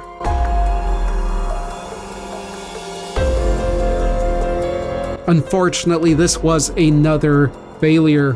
The hunters exert their best efforts, but with its last breaths, the Corowon retreats back to the waters as the hunters drop to their knees of exhaustion. A night or two of healing, and they'll be back onto its shell. Their second attempt goes much smoother. The revenge is sweet, as the Corowon hadn't mustered as much inspiration to put up as tough a fight as last time, and therefore, with the path cleared, it is time to explore. The Corowon's body lies in the sand like a shipwreck. In the moonlight, the blood on your armor sparkles like dripping silver. Just like before, you feel instinctively drawn to the patches of glowing corals, and make your way closer to them. Light seems to flow continuously in and around the tentacles of corals and the twisting ribbons of seaweed. Each marine plant seems to gently reach toward the sky, as if it were receiving light and life from the moon itself. To you, it seems as if the light that flows in them like sap is the reflection of the colors of the stars, and it creates a golden haze that hovers over the entire beach as far as the eye can see. The sea and the stars seem to merge to form a tiny living universe before your eyes. Immersed in this luminous dream, you listen to the keeper's words. In the vision, the celestial flew high in the sky, leaving behind a trail of stars in its wake that affixed themselves to the night sky. Then it dove into the Black Sea and swam down to the darkest depths where the light could not reach. As it passed over the rocks under the sea, seaweed grew and coral with luminescent branches bloomed, which gave light to the depths of the ocean and the creatures that live there. The dragon emerged from the water, shook its feathered wings, and contemplated its creation from high in the sky. It had brought light to every place in Theria, he tells you. These corals did not exist before the celestial, concludes the keeper. Entranced, you reach out to the corals and the halo of light that surrounds them warms your palms slightly. You lie in the shallow water and all your wounds begin to heal rather than stinging from the salt water. Imbued with a feeling of being in communion with nature and the cosmos, you allow the power of the corals to restore your body and soul, while not far away, the keeper closes his eyes to meditate. On this special night, the sky and the sea hold you in a sweet embrace of light. Corowon blood vision. At the top of the promontory, our hands are stretched out toward the waves crashing against the rocks. We move resolutely and use our fingers to guide the water to follow us. We lift the water out of the stormy sea. We move it above our heads, and we let it fall in 1,000 rivulets into the quietest bay. Our world is founded on the power of the 3 dragons, says the master, shouting to be heard over the sound of the waves crashing against the rocks, which seem to follow the rhythmic beating of a drum. Their voices harmonize in a melody that it is echoed by nature. This water, which passes through your fingers, contains the entire voice of the celestial, says the master. When you let your power flow, you also leave an imprint on it. Your voice joins the voices of your brethren, the sea people, the tree people, and the people of the storm. United in a single melody, our voices reach the dragons like an echo that harmonizes with their powerful voices, says the master, and with a decisive gesture, he splits the waves that stir the sea, calming it. We are all united in this echo like drops being mixed into a single sea. Leaning over the large table, Nail fills roll after roll of transcriptions taken from an ancient codex he found sealed in a tomb. The codex is a collection of stories that the Krismari, Tekli, and Zaka peoples had handed down over the centuries. The pages are divided into columns where the same story has been transcribed using 2 different writing systems. These symbols follow different rules than the common language of the ancients. I think it's a more complex form of language, dating back to even earlier times, he explains. Then he points to a text of Tekli origin. In these pages it is said to have been a musical language. It seems to describe a melody, rather than a thought formulated in words. Nail continues reading while slowly moving his hands over the pages. Few wise men were able to read or write it. The translation that is given here in the ancient common language is but a fraction of the true meaning of these symbols. It will still take me some time to understand and transcribe these texts, but I have already translated some really interesting myths, he tells you. Here, listen to this. The myth of the gift, he says, and begins reading. Originally, there were the primordials. Their voice was as dense as the earth, as colourful as the sky, and as deep as the sea. The first men feared them and gazed upon them in awe. Wherever there were primordials, the natural world flourished, trees were laden with fruit, and living beings were filled with emotion. Men lived in harmony thanks to the gifts bestowed by these creatures. They received water when the rivers were dry, and they received light when the nights were too long. One day, however, a man set off on a journey. He felt as if something was missing. On his way, he encountered primordials that were as tall as mountains, with their backs covered in forests. One, in particular, fascinated him. It had two large round eyes shining like lights plucked from the firmament, ivory horns, and a long moustache cascading from the sides of its fanged mouth. The man asked it for help to fill the void he felt.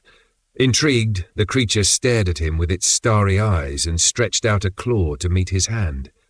At that moment, the man heard the melody running through all of nature. The song of the primordials was of unparalleled beauty. Every note and every silence had a profound meaning. The man then looked up at the sky, and in the blue night he saw a large luminous circle. He gazed deeper between the stars until he realized the circle was actually the body of a creature he had never seen before, an enormous dragon with a serpentine body that had looped back on itself to bite its own tail. The man stood staring at the sky for a long time after the image had melted away, wondering about the meaning of what he had seen. In his quest for answers, which he would never give up on, the man who had set out on that journey filled the void he felt. The primordials are always described differently. I wonder if they are not a figment of the writer's imaginations. They talk about them as if there were no boundaries between them and nature, like creatures that are perfectly blended with the energy of Thyria. Nail reflects aloud after he finishes reading the text. Who knows if one day we too will be able to hear the notes of that great melody running through Thyria, he says as he puts out the lantern resting on the table. After upgrading all current weapons, armor, and items, they decide to further explore the caverns by the sea, even though there's news of a great, dangerous, fiery monster in the Crimson Forest. Hopefully another group will take care of it, so these hunters can make some more discoveries. The Red Coral Cave. The keeper had a vision while meditating among the glowing corals of the Blue Delta. He sensed great power in the underwater caves in the reefs, and now that the sea has receded, they are accessible. Central Command has called for an expedition to explore these locations. My heart was pounding in my chest. I could hear the insatiable voice of the monsters that were hunting me. I was looking for a safe place, where I could release my power and finally join the sea. The keeper is telling you, while you walk along the foot of a cliff overlooking the southern sea. It is twilight, and the moon stands out as red as fire in the sky, surrounded by a dusty halo of light. You look up, and the unnatural and violent appearance of the blood-stained sky unleashes a growing anger within you that feeds your desire to hold on. Some luminous corals are growing all alone at the point where the waves break on the shore. The luminescent particles that flow in them like sap spread a faint glow around them. When you enter the cave, the keeper nods because he recognizes the place. I reached the shore and entered right here, in this very cave. I could see my reflection on the salty seabed. I was wearing a mask that seemed to give me a tentacled mane. "They won't take my power," I whispered. I anxiously bit my lips until they bled, says the keeper. You see yourselves reflected on the surface of the shallow water, and for a moment you struggle to recognize your faces, squeezed between the pauldrons and helmets with beastly shapes. You notice that a crevice at the back of the cave is emitting a soft glow that reflects off the shallow water. As you move in that direction, a thudding noise echoes through the cave, caused by massive paws moving toward you. An enormous Orosan appears at the mouth of the cave, spreads its thick flippers wide, and whips at the ground in front of it with its tail. In the shadows, the patches of seaweed growing on its body pulsate with bright light, and the water around it begins to bubble. Hot, suffocating steam rises from the ground as your cries blend with the monster's roar.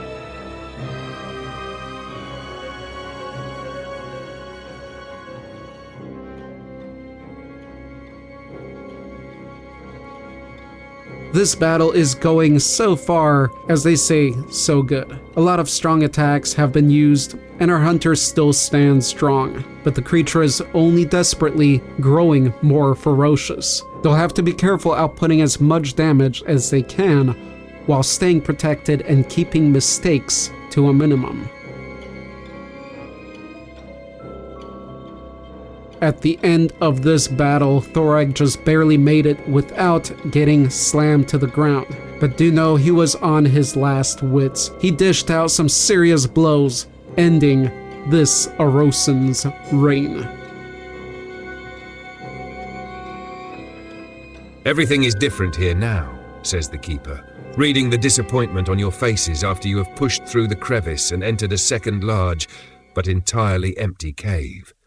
In the shallow water, your footsteps cause the bright green seaweed to sway gently as you pass. A luxuriant colony of corals, seaweed, and sea sponges climbs up the walls of the cave, still alive even though the water level has dropped, and full of luminous and iridescent sap. You notice 2 thick lines of blood-red coral growing in the center of the cave wall, which intertwine with each other and then separate again into 2 distinct branches, forming a large cross. There is still something left, something from the past in your vision. You say to the keeper, gesturing toward a point in the red coral. Perfectly nestled between red coral and marine plants, you notice a mother-of-pearl mask with sinuous blue horns like tentacles. Placed at that precise point, it looks like the face of a stylized human body made of branches of red coral. You approach the mask, suddenly very eager to take it with you back to the base. When you detach it from the wall, beneath the smooth mother-of-pearl, you find sponges and fleshy mollusks, which have made their home behind the mask for so long they have taken the shape of a human face. For a moment the keeper seems perturbed, but immediately regains his composure. We are at the mercy of events that defy our imagination. With the natural world now so chaotic and hostile, imagining we can see the familiar image of a human face is both reassuring and cruel at the same time. Orosan blood vision. A man swims through the black water of the ocean and enters a cave. There, he stops to listen to the lapping of the waves and murmurs something in a low voice, as if responding to the voices being carried on the wind. He puts a mask on his face and rests both hands on the damp rock. A colony of luminous corals grows instantly and spreads all over the wall. Exhausted, the man collapses against the rock. The power has belonged to nature since the time of the primordials. The dragon took it for itself and we must return it, he whispers. My power shall be dispersed through you, in the hopes that one day no one will want to own it for themselves any longer, but merely to admire it. The man closes his eyes, tightly embraced by the corals. The echo of his peaceful presence lingers in the cave, while on the surface the angry roars of hungry monsters can be heard. I still remember when mankind was fascinated and inspired by our singing, and soon their voices merged into the echo. In each voice, we can hear a trace of their desires, a distinct motif that contributes to the immense symphony. One chorus of voices in particular, which initially appeared as a slight dissonance in the echo, is getting more incessant every day. It vibrates powerfully within me, grows in intensity, and enriches the melody by adding depth and contrast. It brings with it a lust for power that overwhelms me, from which I can no longer separate myself. From up here on the mountaintop, I feel I can see all of Thyrea. I am alone at the summit. What if that chorus is telling the truth? What if this was the challenge that gives meaning to who we are? The storm rages in and above me. The sky releases the same desire that gushes forth from my soul. In the black clouds that enshroud the mountain, the conflict that stirs in my heart takes shape. I feel a sensation that has lain dormant for centuries awaken. What use is the force of the storm if not to increase my power? What do I need the breath of fire or the power of thunder for? What if I were the snake? The lightning pierces the night, and I see the clouds take the shape of lots of dragons with ravenous mouths. Why hide it? This is what I want. The power that was divided will be united once again, I think, and my roar mingles with the thunder of the tempest. Everything goes dark. I can no longer feel anything. Quickly, bring the herbs and a cold compress, exclaims the commander, who has been holding the man's hand the entire time. Noatar's power is increasing every day, she explains. These long, intense visions are getting more and more frequent. Sometimes I'm almost afraid he won't be able to return from them. Finally, the keeper awakens, moving with a jerk. He remains silent, bewildered by what he has just experienced. He gestures with a wave of his hand to be given the infusion prepared by Thessa to drink. Then finally, he finds the strength to speak and addresses those present with an almost unrecognizable voice, as if it took some time for him to return to his true self. I was in the memories of the indomitable dragon on top of the 3 spears. He takes a breath, then continues, "It was mankind's lust for power that started everything." Strange crystals. After the recent discoveries, Nail, the Prime Seeker, has announced a mission to establish an outpost on the Crystal Plateau. The mission objective is to find out more about the nature of the crystals that grow in the tunnels beneath the plateau and throughout the region. One side of the Crystal Plateau has caved in. A colossal monster had lain in rest in its caves, and its awakening has brought chaos and destruction to the region. The research base founded by Nail has been destroyed, and the few surviving seekers describe the monster as a gigantic mountain covered in crystals. There are many interesting things going on, but the rise of this giant crystal danger seems to have everyone running in to help, and I think that's the right thing for them to do as well. In battle, there's no time for fear. Commander Regia draws her spear and raises it skyward, gathering the souls of all the hunters to her with all the strength in her body. Morale hangs on the thread of her voice as the reflection of death on the horizon becomes more menacing and well-defined in the monster's crystals. Moorcrass, they call it, a mountain of flesh and crystal that is advancing with gaping jaws to swallow you whole. The yawning chasm of its open mouth is so big it could devour the entire squad in a single bite. "You trust me, so I will not lie to you." The commander shouts to the squads of hunters lined up on the white expanse of salt and crystal. Her voice is drowned out by the tremors coming from the ground in the distance. "What is coming our way is death itself." She points toward the Moorcrass with the tip of her spear. "It is coming for us," she says, staring into your eyes, "but we hunters shall not flee. Even if we never return to Alborea, we will make sure that the beast will never be able to get there either.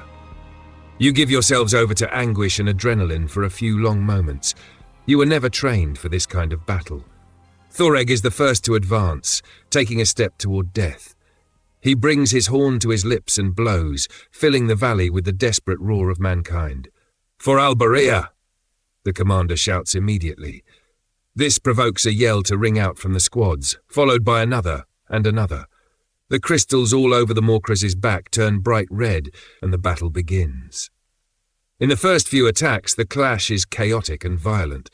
None of you know how this enormous beast moves, and you see your comrades get crushed by its brutality several times. Daron stares at the bodies of the fallen, and you hear him scream to get rid of his fatigue as he dives to avoid the monster's tail. Over and over it falls like a giant mallet, smashing into the ground. You keep thinking to yourselves that you are not prepared for this type of confrontation.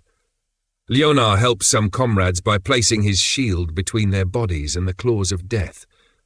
It is at that very moment you spot Mira launching into a slide under the monster's belly in the direction of its tail. Only a foolish, reckless, and unconventional gesture could irrationally revive hope. "What do you think you are doing?" Leonar calls out to her worriedly while coming under blows from the monster. The archer leaps with determination and nimbly begins to climb over the mound of crystal. You stare at her, pierced by a rush of courage, and for a moment you know that the battle is not yet lost. Thoreg turns and squeezes the hilt of his hammer tightly. "Let's climb the mountain."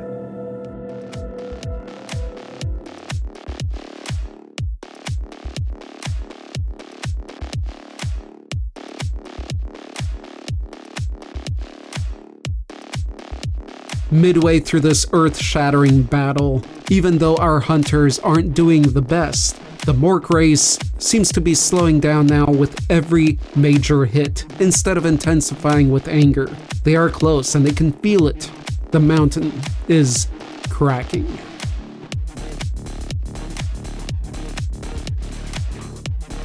Drawing to an end, Mira exhausting herself with some great attacks. The previous round allowed for Thoreg to whoop out some powerful slams, crashing through crystals and bones, sending the Moorcrass into the netherworld.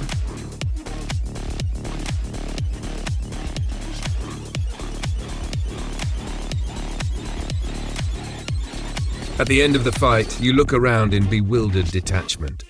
In the heat of battle, nothing else existed except the monster. But now you try to regain consciousness of yourselves. You look your companions in the eyes and regroup to support one another. When the commander reaches you, you beat your weapons together and howl at the sky to celebrate your victory and your lives.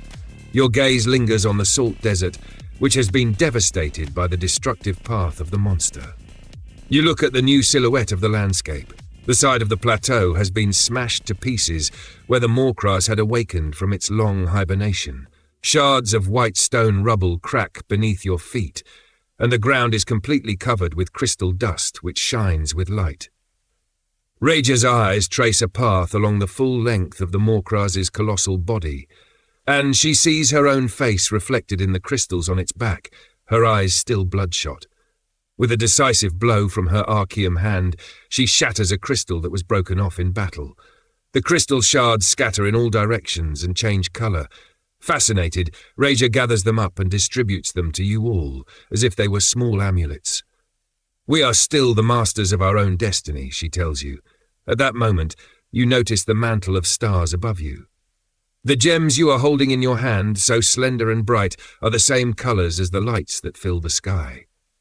Later, from the deck of the airship en route back home, you look out over Alborea, safe again for the time being. For a moment you try to remember what life was like before all this. Morkras' blood vision. The whole cave is shining with light. The crystal pillars support a glass ceiling that seems alive with swirling colours and flashes of glittering white light. On the floor, made of rock and gems, the runaways' footsteps resound as they run toward a tunnel and disappear into the darkness within. I hope they manage to reach the navigators in the north, I think to myself, and fix my gaze straight ahead, ready to fight. When I turn around and look toward the back of the hall, I see a mass of flesh and scales getting bigger and bigger. A hoarse breath, a bestial growl that increases until it explodes into a piercing cry. Under its heavy footsteps, the floor cracks and the columns tremble. It wants what belongs to me. It wants my power. But was it ever mine to begin with? Does it really belong to mankind? Suddenly I understand what I have to do. I kneel down, drop my scepter and rest my hands on the crystal slabs under my feet. I release my power into the walls and rock. Thick crystal blades begin to grow all around the monster, forming a cage. My power will be its prison. The crystal covers it like ice and immobilizes the beast, while beneath its feet, the rock splits open to swallow it into the darkness. Drained, I collapse to the ground, and I can feel the shattered rock trembling. I allow all my power to dissolve, while my soul shines within me like a star in the night sky. The keeper reaches the ancient tree in the center of the square and flops to the ground. "How much more blood must flow?" he murmurs. The gnarled roots press against his flesh, but he is already far away. His white eyes are already filled with a new vision. High in the sky, the ancient dragon grits its fangs to defend itself from the attacks of the enormous dragon, which bears down on it like a furious storm. Each strike of its claws hits like lightning and shatters the green scales of the ancient. Every roar rumbles like thunder. The desire for power, which motivates the dragon of the storm, explodes and spreads through the echo, reverberating in the sky over all of Thyrea. The sunset is invaded by the darkness of the night, when the attacker takes hold of the ancient in a fatal grip, sinks its fangs into its chest, and tears out its heart, thick with Thyrea's memories. The body, now drained of the ancient's blood and heart, falls to the ground. The earth trembles at the sight of her dragon and opens wide at the moment of impact. The trees dry up and sink underground. High in the sky, the indomitable dragon flaps its wings and hovers on the spot. Its luminous heart beats, lightning flashes from it, and its scales stained red with blood, the stars it stole from the sky still shine. Suddenly, its ember-like eyes whiten and go blind. The dragon bends its head backwards and its muscles stiffen.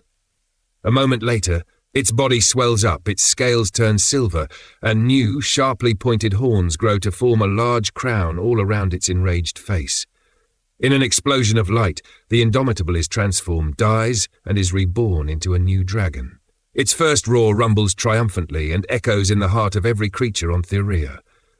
Its wings have taken on the colour of the sun, which is setting on the last day of human civilization.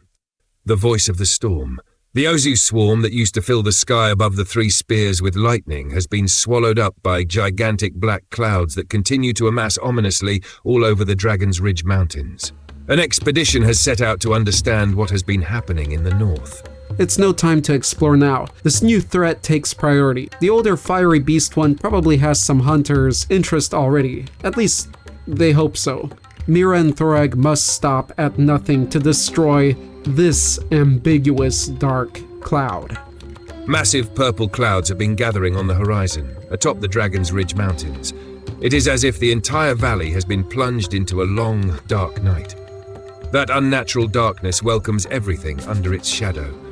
Gusts of wind howl and clouds roll over the mountains as if boiling, charged by the storm that is about to explode.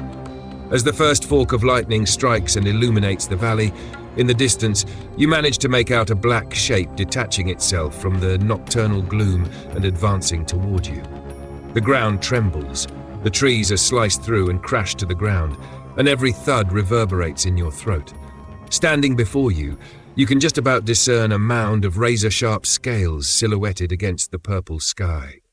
You can clearly identify only three things: its darting tail, the pointed tip of which is giving off electrical sparks, its horn, which attracts fluorescent thunderbolts from the sky that rumble stridently in your heads, and its chest, above which its scales, as black as a nightmare, retreat to expose the slimy mass of its heart, bristling with bright white lightning bolts that fork in all directions. The monster appears to you as the herald on earth of the chaos in the sky. Together with the buzz of lightning darting around its horn, you seem to be able to hear the voice of the storm, which is expanding, ready to descend upon you like an immense dragon swooping down on the world. You lick your lips, as if to taste the electricity in the air. You imagine letting the power held in the storm flow into your arms, and think about the moment you will rip that hideous, slimy heart from the monster's chest. On the horizon, the storm breaks on the mountains. The sky lights up with electricity and thunder booms rhythmically, pounding like the beating of a gigantic heart.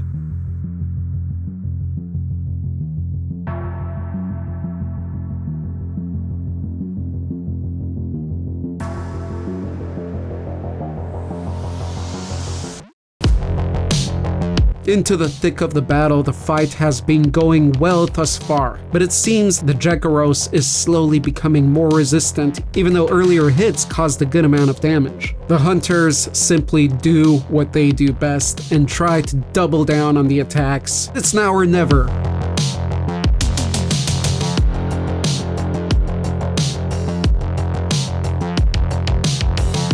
The fight was a beautiful fight. This beast was vicious, but our team is experienced by now.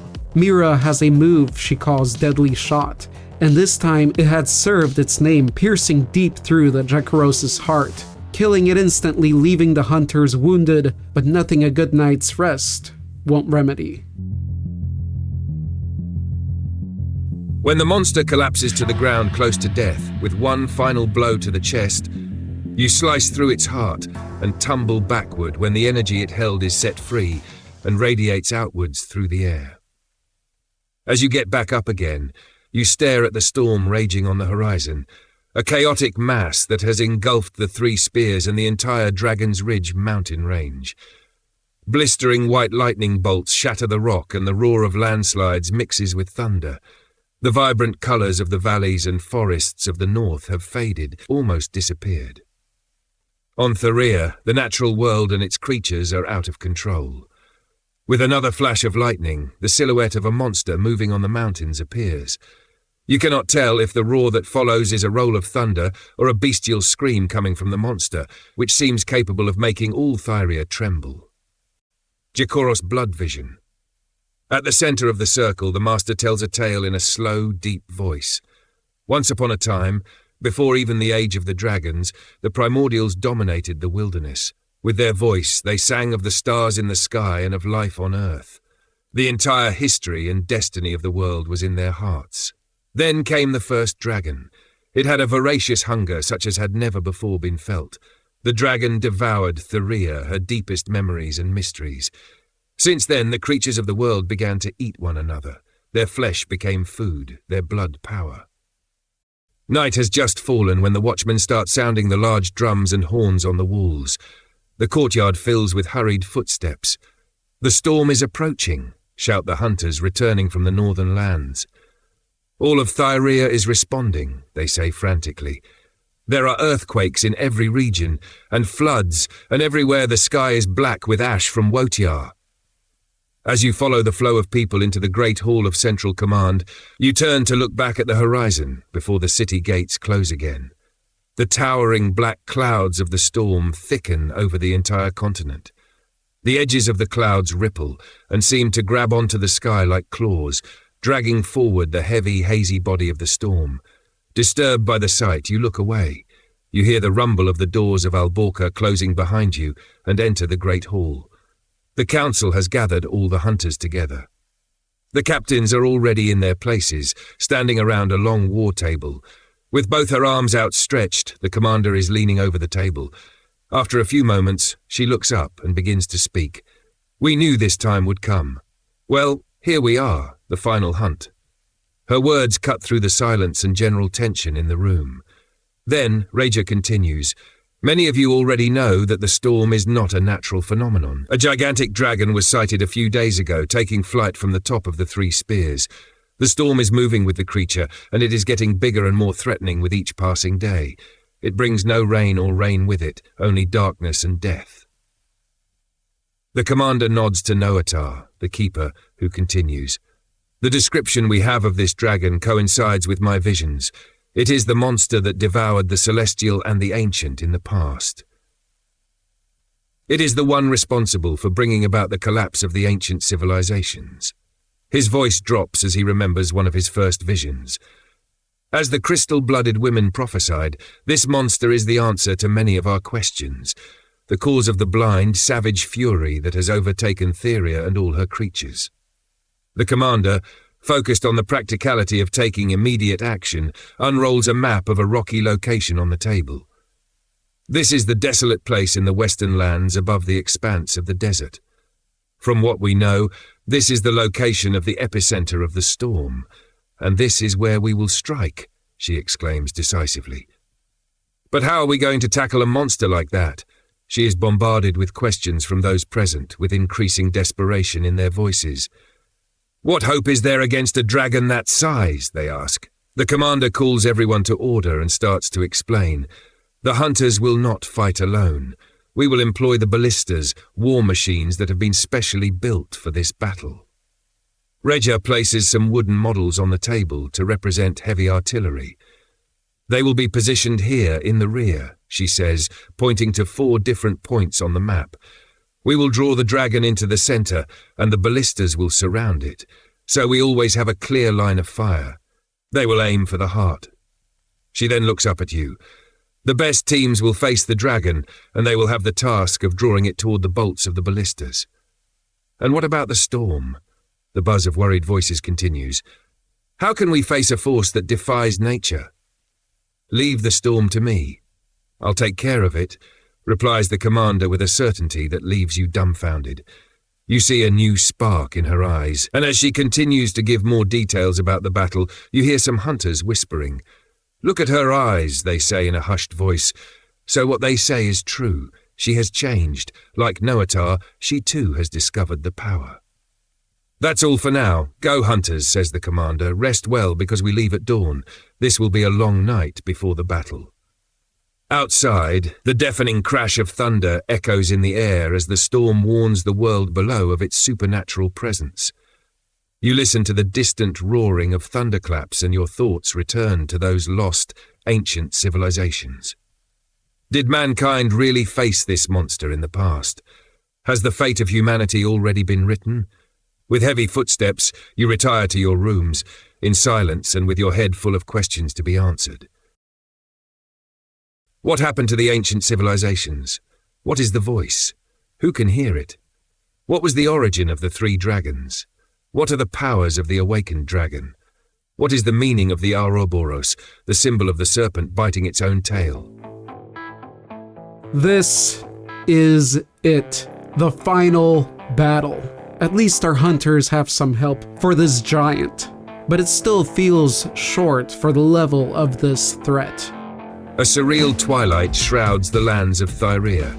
The sun hides behind the dark mantle of the storm and turns its back on the world, which remains cloaked in a ghostly blanket, suspended between light and shadow. With your gaze fixed upon the wall of black clouds in front of you, you advance at a determined pace, along with the other teams of hunters chosen to face the dragon. Flanking the marching expedition, you count 4 large war machines advancing on the rocky terrain. Rager is walking at the head of the group, as if she intends to face the dragon alone. You are following immediately behind her, with your hands firmly gripping your weapons. There is something both enchanting and terrifying about the commander. You find her gaze unsettling. It transmits a newfound ferocity. I feel the storm spreading in the sky. Its voice is everywhere, in the cutting air, in the trembling earth, the commander tells you without turning around. It wants to devour everything, she adds. In the tormented skies of Thyrea, the outline of drawings and figures belonging to an ancestral age seem to take shape. The lightning bolts stretch like serpents of fire, and their light reveals the depth of the clouds above you. As you walk beneath the thick blanket of the storm, you notice faint electric shocks running up and down the commander's arm. I will hold back the storm and command the ballista attack, she reminds you. You know what to do. Do not give any ground, she orders. You watch her climb on top of a large rock sticking out of a chasm in the earth that looks like an open wound. You climb up after her, and from this new vantage point you see it. Majestic and terrifying, the dragon appears as a patch of shadow even darker than the night. What is that light? You ask aloud in amazement. Its heart, Rager replies. Like a drum growing in intensity, you see the beast's heart beating and causing the entire sky to shake. A roar, and then another, a tremor that makes you shiver, and from which it is impossible to escape. Its luminous heart glows with a perennial fire that feeds the storm. The time has come. The commander turns her back on the monster and challenges you with her eyes to keep your nerve. Look into the eyes of your comrades. Observe the fate that unites us in this struggle. Our destiny is not written in the stars, but in the flame that burns in our hearts and souls. Rager points the tip of her spear at the dragon. You look at it and you see an indomitable, invincible force. Then she stares at each of you, one by one. But I see that same strength in your eyes. It has powerful claws and you have your swords. It has its armor and you have your comrade's shield. Her words vibrate in the air. The dragon tests us as hunters and as human beings. You are right to be afraid today. Embrace that feeling. Turn it into a weapon that fuels your strength. All the weapons of Alberia are raised in unison. We will sweep away this monstrous night, she cries, pointing her spear at the dark sky. Tomorrow the sun will rise again, marking a new dawn for mankind. You raise your chins and look for the monster's fiery gaze. The wind blows through the straps of your armor and crashes onto your skin. A voice from within you gives you encouragement and gets louder with every breath. You are ready to fight.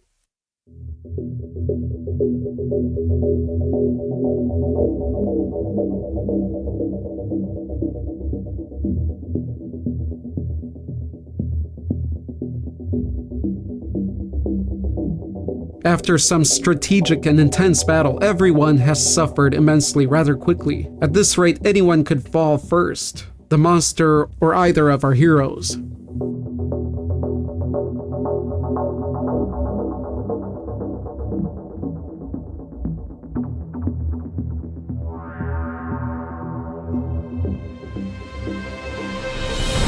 And it's a glorious success. This final beast was indeed ferocious. It dealt tremendous damage, and often at that. Both Thoreg and Mira exchanged countless blows, but near the end, the Awakened knocked Thoreg out, leaving Mira to fortunately deal the final couple of shots from her bow, piercing the heart of the beast, violently disintegrating its very reality. Huzzah, ye great hunters! Huzzah, ye heroes! Huzzah, ye heroes of Thyrea!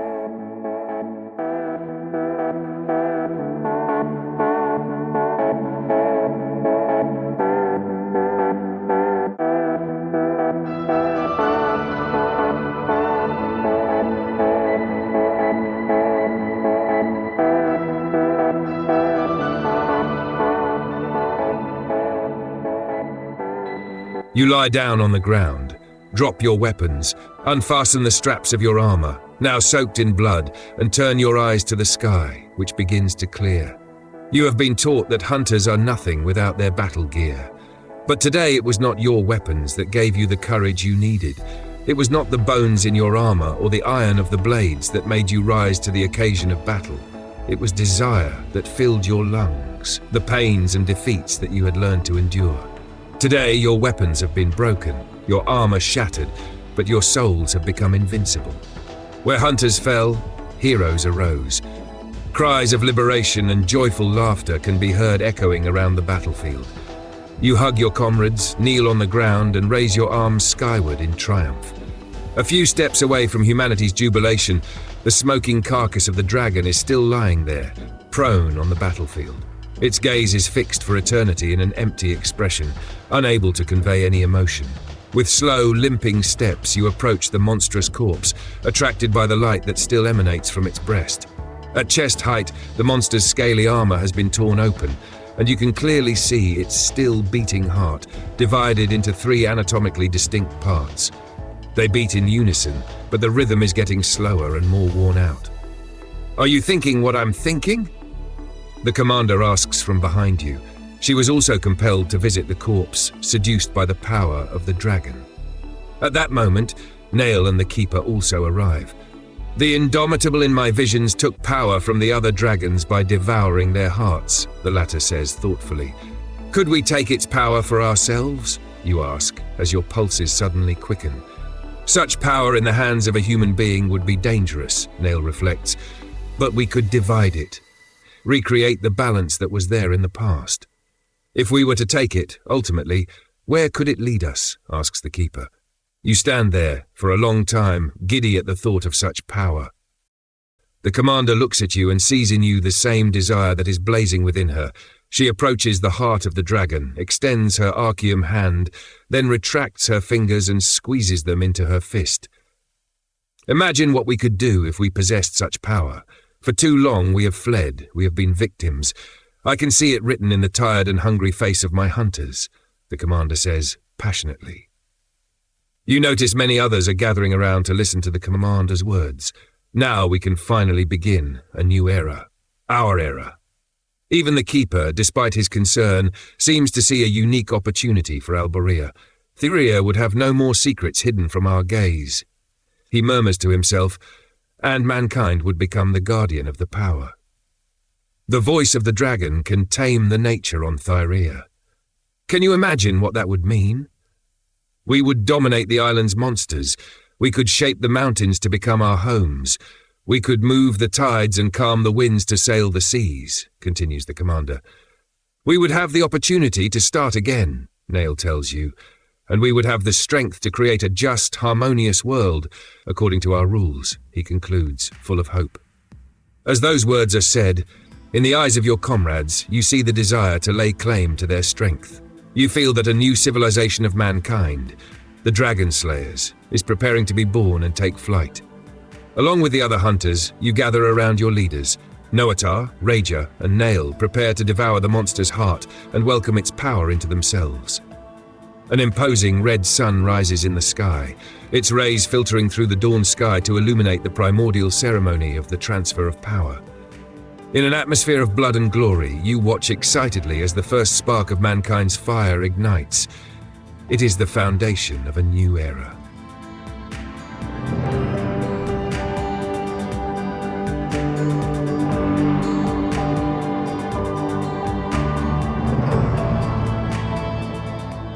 The three dragons of Alborea, as they were called by their people, were reborn after sharing the power of the awakened beast. Noatar, Nail, and Rager welcomed within themselves the deepest emotions of the dragon bloodline, which had been lost for eons, as well as the powers and ancient forms of the ancient, the celestial, and the indomitable. The rebirth of the dragons marked the beginning of mankind's new domination over the lands of Thyrea. From the beginning, their voices were full of hope and the will to grow and develop. Their power shaped every aspect of nature on the island, which soon became an ideal place for Alborea and human civilization to thrive and prosper. In a few years, the entire continent was colonized by the Alborean people. who built cities and magnificent places of worship in honor of the dragons and the hunters who had conquered the power through their courage. After the demise of the awakened beast, the monsters that once lived on Thyrea were influenced and tamed by the voices of the new dragons. Some creatures are said to have gone extinct, to have fled the island or been hunted and killed by humans. Over time, the Alborians began to train in the power, inspired by the song of the three dragons, just as the ancients had done in the past. Some of them will eventually learn to control fire, others to read the mysteries of the sky, or to observe the distant memories of their bloodline in the threads that make up the complex tapestry of the power. But with training alone, no one will ever come close to possessing the power the dragons hold. Ever since devouring the heart of the beast, the three have had to constantly deal with their desire for power. Even in human form, the dragon is said to have left a profound mark on them, on their spirits and souls. For them, their bestial form is an indelible scar that binds them to a dark past. Many have wondered what the dragons have discovered through their power. It is thought that the three have always hidden from mankind the darkest truths and secrets about the past, the origins of humanity, and the power of the dragon. From the Chronicles of Alborea, The Awakening, unknown author. The ancient forest all around me opens into a clearing, providing space enough to accommodate a stone sanctuary. I pass through a large arch and find myself in the inner courtyard, under the clear light of the stars. Stone slabs, arranged in a circle to form an enclosure, are engraved with the symbols of the primordial's music. In front of me, the nocturne, the primordial of the night, appears. After some time, it slowly approaches, bends over me, and then stretches out its tapered claw in search of my chest. Its mouth curves gently upward to imitate the smile on many human faces. Its gift is something that has never been tried before. By sharing its power with me, the primordial dreams of discovering the voice of mankind. Inside, I burn with impatience and desire. I feel the sharp tip of its claw pierce my flesh, but I do not feel any pain. The creature's claw sinks further into my chest until it touches my heart, and at that moment I am struck by a whirlwind of new sensations that I had never before even imagined. In an instant, I do not know how, I can perceive its thoughts and it can perceive mine. However, its expression changes. It is frightened by my desire, and in its thoughts, I read the risk I am taking. The power takes the form of what you truly are, it tells me, while for the very first time, I feel the strength and majesty of the power within me. I immediately want more. Under my ecstatic gaze, my round features become sharper, and the shape of my hand begins to change into something that had never been seen before. At the same time, a part of my being starts to tear away and gets thinner and thinner with time. The nocturne stares at me wide-eyed and incredulous, but I do not stop. I smell the intoxicating scent of the power contained in its heart, right there in front of me. With a sneer, I sink my sharp, scale-covered fingers into its chest, not to give my power, but to take the creature's. Slowly, as the hunger increases within me, I feel something leaving my being, like a memory that vanishes and suddenly becomes elusive. The spark of humanity, overwhelmed by this new desire for power, flees from my body and plunges into the inky obscurity that unites everything and devours everything. At that moment, I, Noatar, suddenly feel in danger. The feeling that grips me is so vivid, I manage to resist it. I try with all my might to get out of the vision. As I leave, making my way through the interwoven threads of Thyrea's power, I can still see below me, getting smaller and smaller, the image of the dragon devouring its first prey.